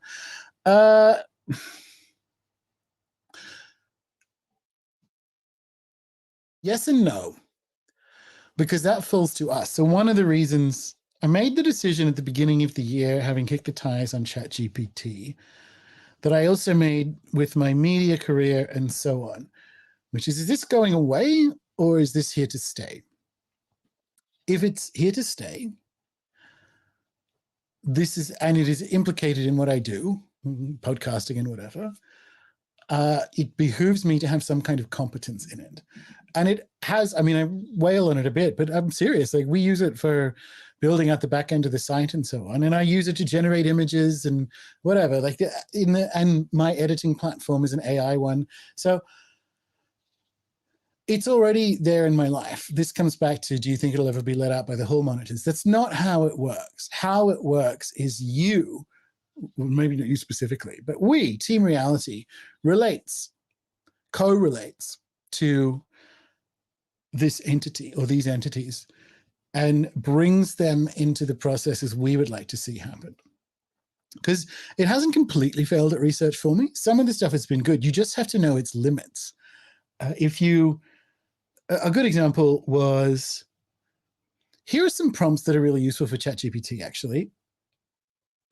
Ask it to describe in detail the philosophy of Gurdjieff, and then pick someone else like Henri Bergson, something that is like public domain, but has been reasonably picked over by human academics over the last however long, will get you really good answers. And in fact, it's faster. It is better than if you Google overview of the philosophy of Gurdjieff, you're going to spend an hour kind of getting most of it. So there are things that it's really good at already. When I get my AI, when I get my Rune Soup AI, by the end of the year, and who knows in 5 years' time, how good that's going to be, and the things that it's going to suggest when it comes to prehistoric civilizations, alternative archaeology, whatever you want, that's up to us. But not if we run from it or avoid it or what have you. It's funny you talk about antediluvian civilizations, because speaking of crystals, I am doing a presentation for a Magical Egypt conference later in the year, and it's going to be basically on Atlantis. And Atlantis let me say it this way, and it will incorporate Steiner stuff, and it will incorporate Casey stuff, which means crystals. That's where I was going with this, bringing it back to crystals and so on.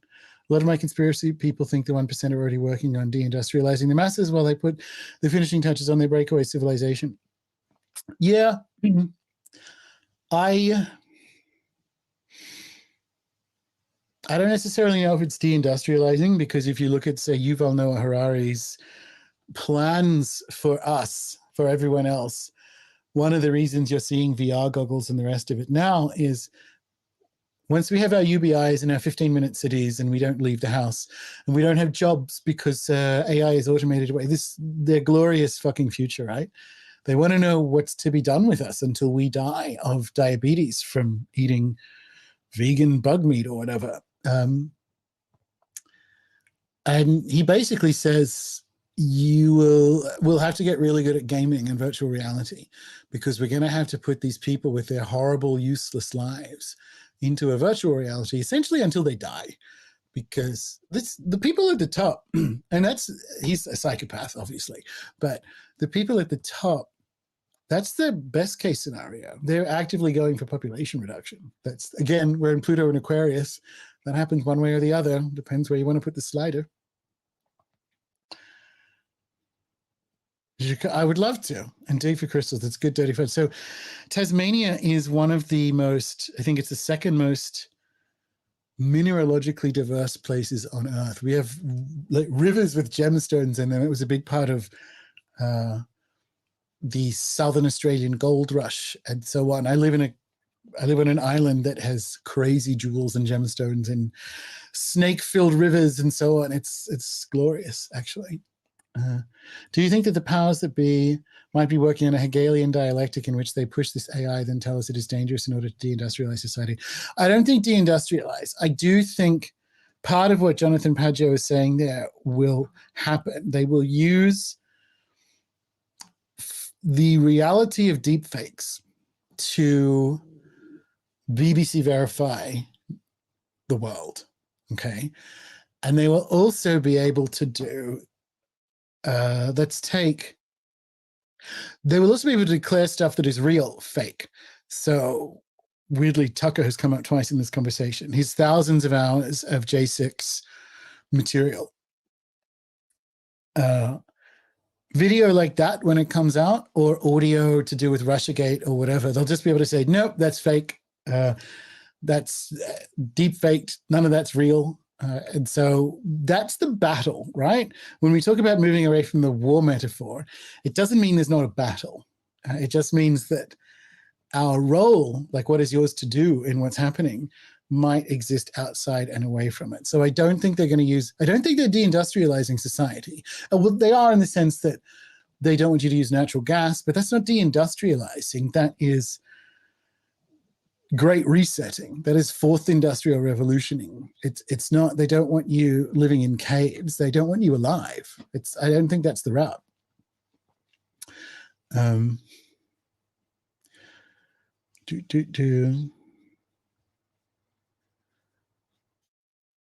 Do these AI overlords eventually push for a Butlerian jihad? It doesn't matter. Do you know what I mean? Like, what's in play is in play. I think the speculation of, I'm less and less interested in conspiracy land as a hobby, right? And because we have a very intense reality to navigate. And it doesn't mean, in fact, the whole fucking thing is a conspiracy, right? But like, I'm less and less interested in conspiracy speculation as a hobby and more interested in like parapolitics as a source of data that informs how I position myself. Is AI not going to improve exponentially and uncontrollably in the relatively near future? Utterly transformative. So yeah, of course it is. Kind of what Jonathan Pageau was saying. It's what, within 6 months, you will not be able to tell if I call you on the phone or if I am using an AI to generate a voice to call you on the phone.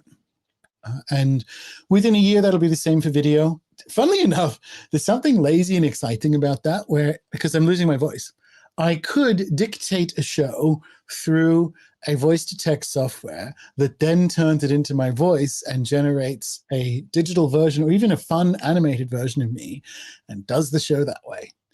I'm probably not going to do that because, especially for the live shows, there is that field effect of you guys and us here now doing it. But that's the strap in. That's why I want to do this series, because this is powerfully transformative. This is powerfully transformative stuff, whether we are broadly in favor or broadly against it. Have you done a course on crystals? Do you mean in the members area? Oh my God. No, I haven't. But I would have, that would be, I mean, actually it'd probably be quite popular because it's a bunch of weirdos and freaks as well. That would be so for me. Do you know what I mean? Like, guess what? We're doing 6 weeks of crystals. We do have voting. This is how, although not the last time it's been because of the foundations, we do have voting on courses. But so yeah, if you want crystals, you jump on, and in the forums and in the Ansible, you agitate for like campaigning for specific topics. But that would be fun. Jordan Peterson interview with Chat GPT expert Brian Romele was fascinating. Well worth watching. Maybe I will. Yeah, I was talking about him on a show that hasn't come out yet. Comes out next week. Yeah. The one I can't figure out is the Earth catastrophe cycle stuff. I want it to be a psyop or just bad science math, but it's pretty convincing. If it is and you die, that's what happens. Yeah. There are too many other things that positioning myself in relation to the stuff that is also apocalyptic that we know is happening, CBDCs, digital currency, whatever, digital IDs, that's going to happen, and I can do things about it. It doesn't mean I can avoid it, but I can be aware and do things to accommodate as best as possible that that's what reality is going to do. We get hit by a meteor, I can't do much about. So I just keep that out of the head. It's like getting hit by a bus. AI summarizes and collates, but it doesn't extrapolate or opine. It can't ever be more than its source data until it can. It's only as good as us. Yes, except it lies. So it actually does extrapolate, but it shouldn't. And speaking of research, I found that out because I started asking it for articles. I didn't actually ask it for articles, but I was asking it for questions about chakras and their arrival as a 7 chakra system in the West, because there's a bunch of work about that. And it gave me 4 books. And I'm like, well, I've never heard of that 4th book. Had the publishing company, the date, the rest of it, put it in Amazon, doesn't exist. And then went to find it doesn't exist. And so I asked ChatGPT, this book doesn't, or told it this book doesn't exist. And like, you're quite right, this book doesn't exist. And then I asked it, why did you suggest it then? And it's like, well, we generate from blah, blah, blah. So it actually does create stuff, and it shouldn't. Like a toddler. Well, actually, toddlers are very creative. That's not fair on them. But I know what you mean. However, it's because it can't generate new stuff, it generates bullshit. That's super Gnostic, you know? One of the things back in the day, and this isn't quite in Gnostic texts per se, but isn't wrong. One of the things David Icke would say about the Archons is they hate and are jealous of us and need us on an energetic basis because they can't create. They can only replicate and mimic. They can't do anything new because that capacity for newness comes from the pleroma through us. He doesn't use any of those words, obviously, but he does say these beings, his reptilian archon, overlord, interdimensional things, cannot create. They can only mimic and rearrange what already exists. And that's true. There's a class of beings that are like that. And AI isn't necessarily that being, but it is in a phase where it looks like that. Sounds like I need to plan a trip to Tasmania. Oh, yeah. If you like stones and snakes, we've got lots. Is not going to another planet and colonizing new barren worlds not a more ethical way to reduce population? Why is putting unskilled people in holodecks the only alternative? Because they hate life. It's not a rational position. It is a demiurgic satanic hatred for life.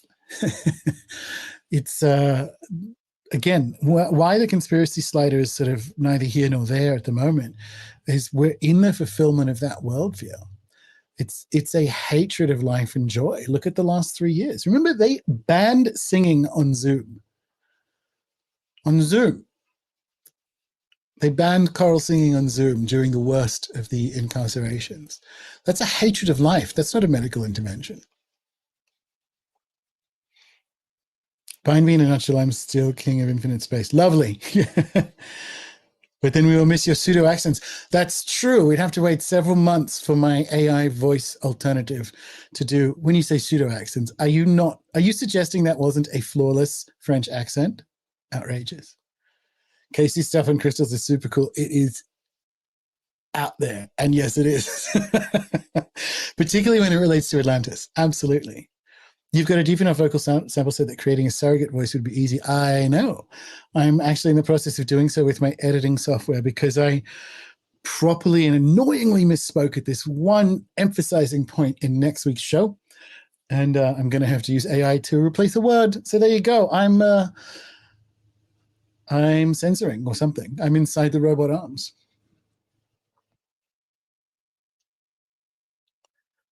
Does consciousness emerge at a certain level of complexity? I don't think so. I've moved years ago. I moved away from panpsychism to animism because panpsychism is still a mathematical fudge for materialism. And the problem is I encounter beings that, one second, I think I've got a guest.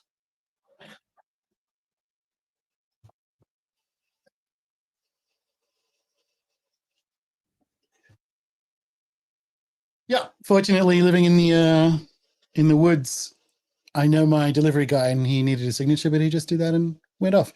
The move from panpsychism to animism is because I've encountered beings who do not have material forms, who have a complexity of consciousness. So the panpsychism essentially is that more complicated arrangements of matter are required to somehow generate consciousness it's better than materialism, so I don't mind if people are panpsychists, but it's not. And a lot of people who call themselves panpsychists are actually full-blown animists because I'll say that and I'm like, no, I don't mean that. And then they'll tell me what they mean. And I'm like, I've got news for you, good sir or madam. You are in A-town. You are not in P-town. Discuss the deep neural network and natural language processing that Chat GPT is built on, and how hypnosis NLP can be used to deeply query the AI and overcome the built-in censorship. That is interesting to me That I am not going to do anything with now, but that's interesting to me as we build our Rune Soup LLM. I'm going to think of it, particularly the NLP stuff. That's an interesting idea. I'm going to think about that. Maybe that book exists in a neighboring universe, right? It's disappointing. It sounded like it was going to be really useful to me.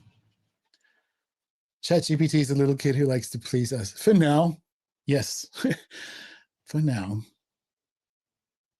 I think I'm in favor of not calling it AI, but calling it applied statistics or applied statistical systems if you want to be cheeky. Yeah, I absolutely get that. But it's one of the things the universe wants to do, isn't it? Because the reality is Chat GPT is, this is so powerful, but it's nothing more than returning a search query in human sentences rather than a list of results.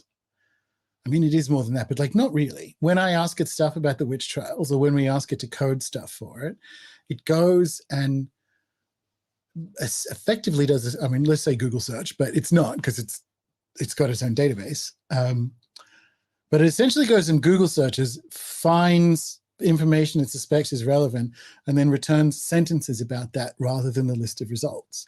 So but that's useful to me when you know that. The good example being the provide a detailed summary of the philosophy of Gurdjieff.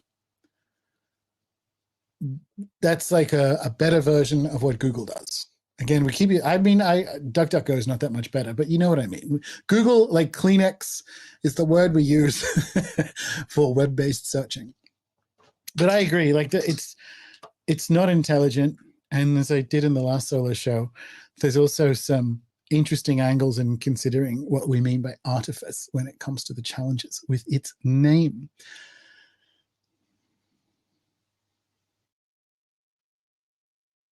So that's interesting to me. Was listening to Benjamin Studebaker discuss his new book, Intractable American Economic Political System. Interesting stuff on eruption of belief producing elective oligarchic class treachery.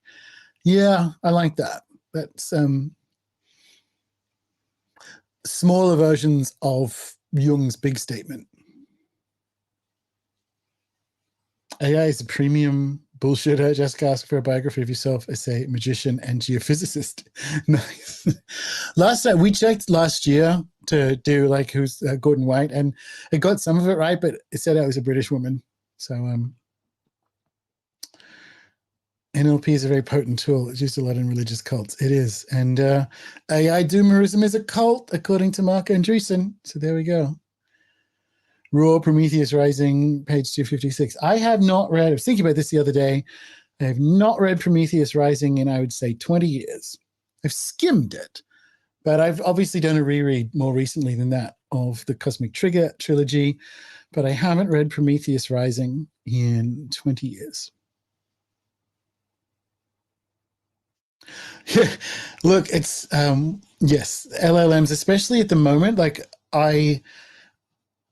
I'm reasonably confident, well, I know that I will have a version of the Rune Soup AI for me to assist in the continuation of my book for the second half of this year. And that process I'm going to use to build it into a level of sophistication. But the reason we haven't done it now, we haven't just had an LLM ingest all the courses and books, is it's not good enough yet, as you say. Like the Zen Center created an LLM of Shunryu Suzuki, and it didn't take long for someone to get it to say horrible things. Yeah. First of all, it'll be only available to premium members, because by the end of the year, hopefully next year, a lot of that stuff is going to be available as an app, and less on the web because of the enforcer and all the rest of it. That's why we did Element and so on. But you will be able to have some, and, you know, fantasy of fantasies, at some stage, the Rune Soup AI will have my voice, right? So you can actually ask me, and hopefully I can give it some kind of personality. Go fuck yourself. And then whatever, I'm busy or something. How was your reread of Cosmic Trigger? That's one I haven't read in 20 years. Worth it. What actually happened was, because I read it a bunch as a kid, And then light, this is a weird way of saying it. The shortcomings in Robert Anton Wilson became more apparent to me than the good parts. And there was about 10 years there. And I think it's because magic in the 2008 to 12 era, where I started doing some fairly intense blogging, was still relying too heavily on some of his get out of jail free weak source ideas, Chapel Perilous, even Reality Tunnel, to say like, oh, I guess we can't ever know something. I'm like, no, that's crap. That is a necessary realization at the end of the 20th century theory of mind. But my irritation with it was that people would have results or experiences and then go, oh, well, Chapel Perilous, or everyone has their own truth. And I'm like, that's still European or like Eurocentric thinking. And but that irritation began my journey to animism. And so, funnily enough, I have Robert Anton Wilson to thank for it. And then I did my reread. This was, I guess, about 2015.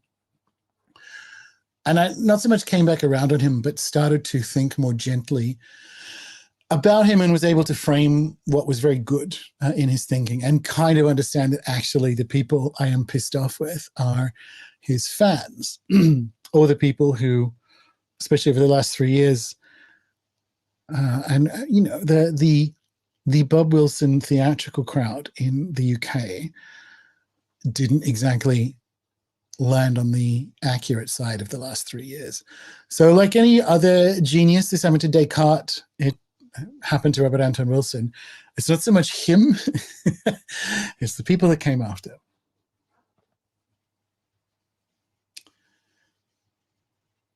Yes, I think I mentioned that, Andrew. Will the LLM replace the proposed member wiki or supplement it? So I keep wanting to have enough time to go back to the member wiki, and that was going to be in July. And then I realized, actually, why? When that resource can be allocated to a AI instead. So why would I spend a month doing a wiki that would really only last a few months? But there's going to be, we're hiring, like I said, I'm hiring a video editor and so on. There's going to be capacity to change a whole bunch of stuff in the backend. I'm not ruling out a wiki. I'm just prioritizing the LLM instead.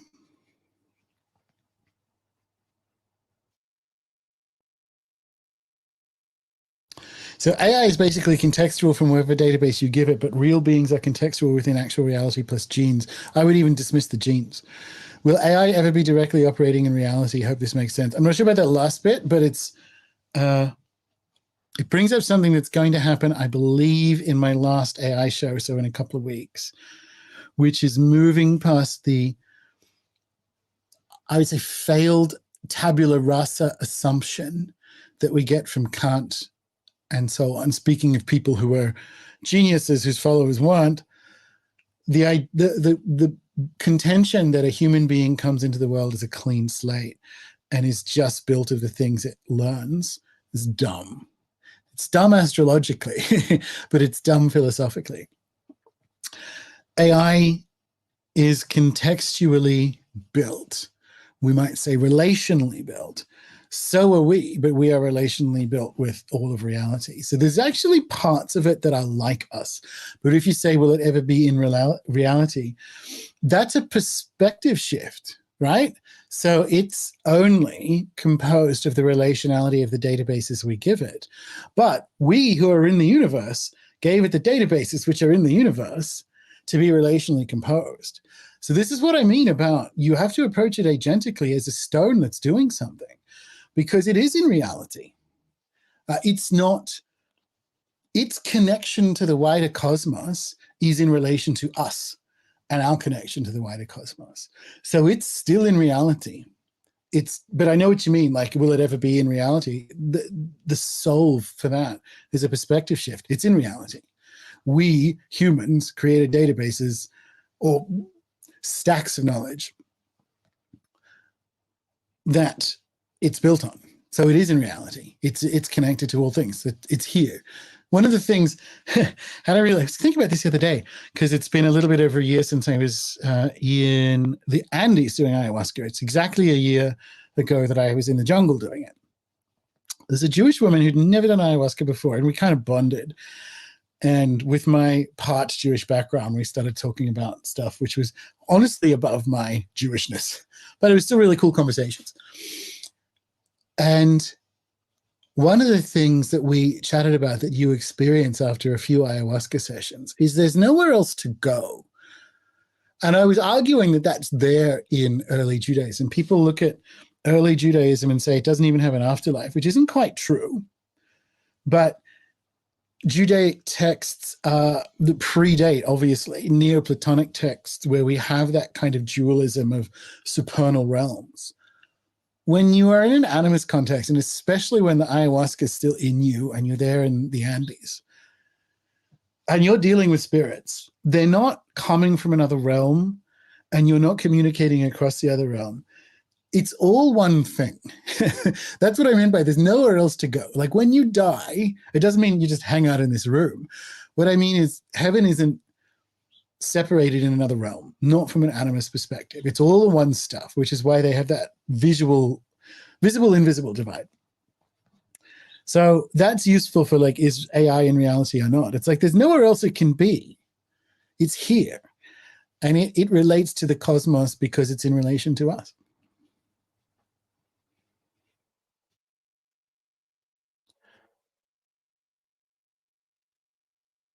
So looking forward to wiki editing was true. I mean, yeah, I don't rule it out. I just think from an allocation of resources perspective, I actually think, particularly because we've got a bunch of new members because of their foundations, for people who are at the 18-month mark of their journey, which so obviously isn't the OG members, being able to have a rune soup AI give advice on things that they may want to include in a grimoire operation or timing or that kind of stuff, I think it's going to be really useful. So I think it's going to be really useful. Maybe it won't, right?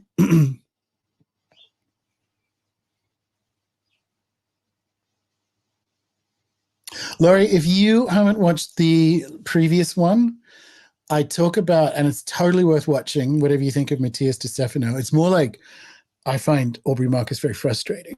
I know he's a sincere seeker, but that's all I'm going to say. I find him very frustrating.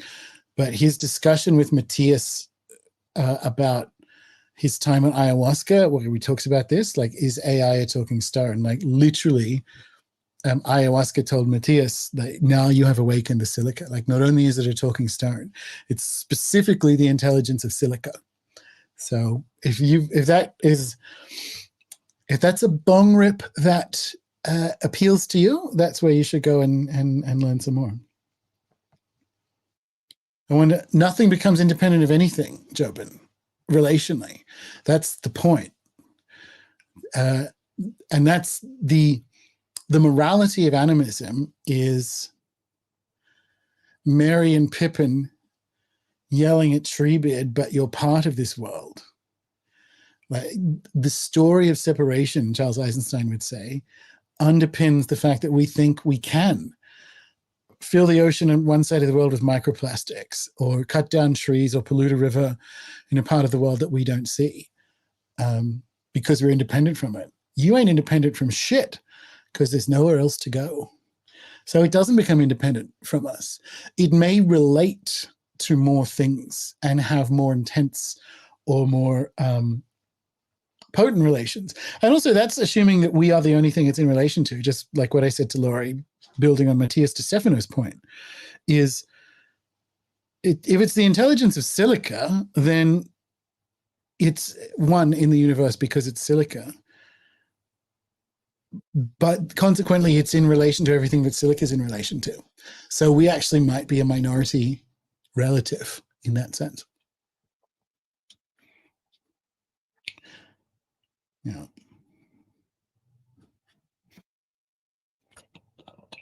'88, Two Fat Ladies. Does anyone else remember there? Did anyone else get taken to bingo?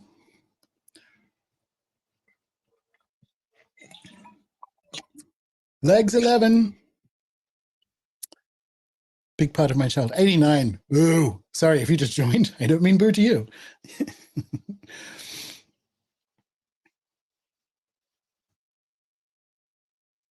You can pack and listen at the same time. It's a wild chat. Like the good stuff is towards the end of the Matthias DeStefano, Aubrey Marcus thing. He's been on a bunch of times, just so we're clear. Talk about the one where he's talking about, I'm talking about the one where he's like looking at ayahuasca.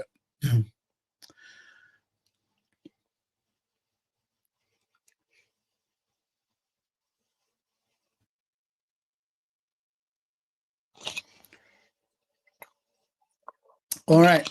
Well, I'm just going to vamp for a few more seconds in case there's another question or comment. And if not, I am going to shut this down. Oh, as we get to 90. 2 + 2 fat ladies. But yeah, if there isn't another question or addition to the chat, addition to the conversation, I am going to head off for the rest of my day and see what my delivery friend left at the door. Exciting. A little bit of Christmas. All right, kids. Well, I'm going to call it. So thank you very much once again for a great after party, for the after show, for the cool questions. And hang on. And I will catch you in a fortnight. I think that's right. I have birthdays and travel coming up, but I'll catch you in the next live show, whatever that is.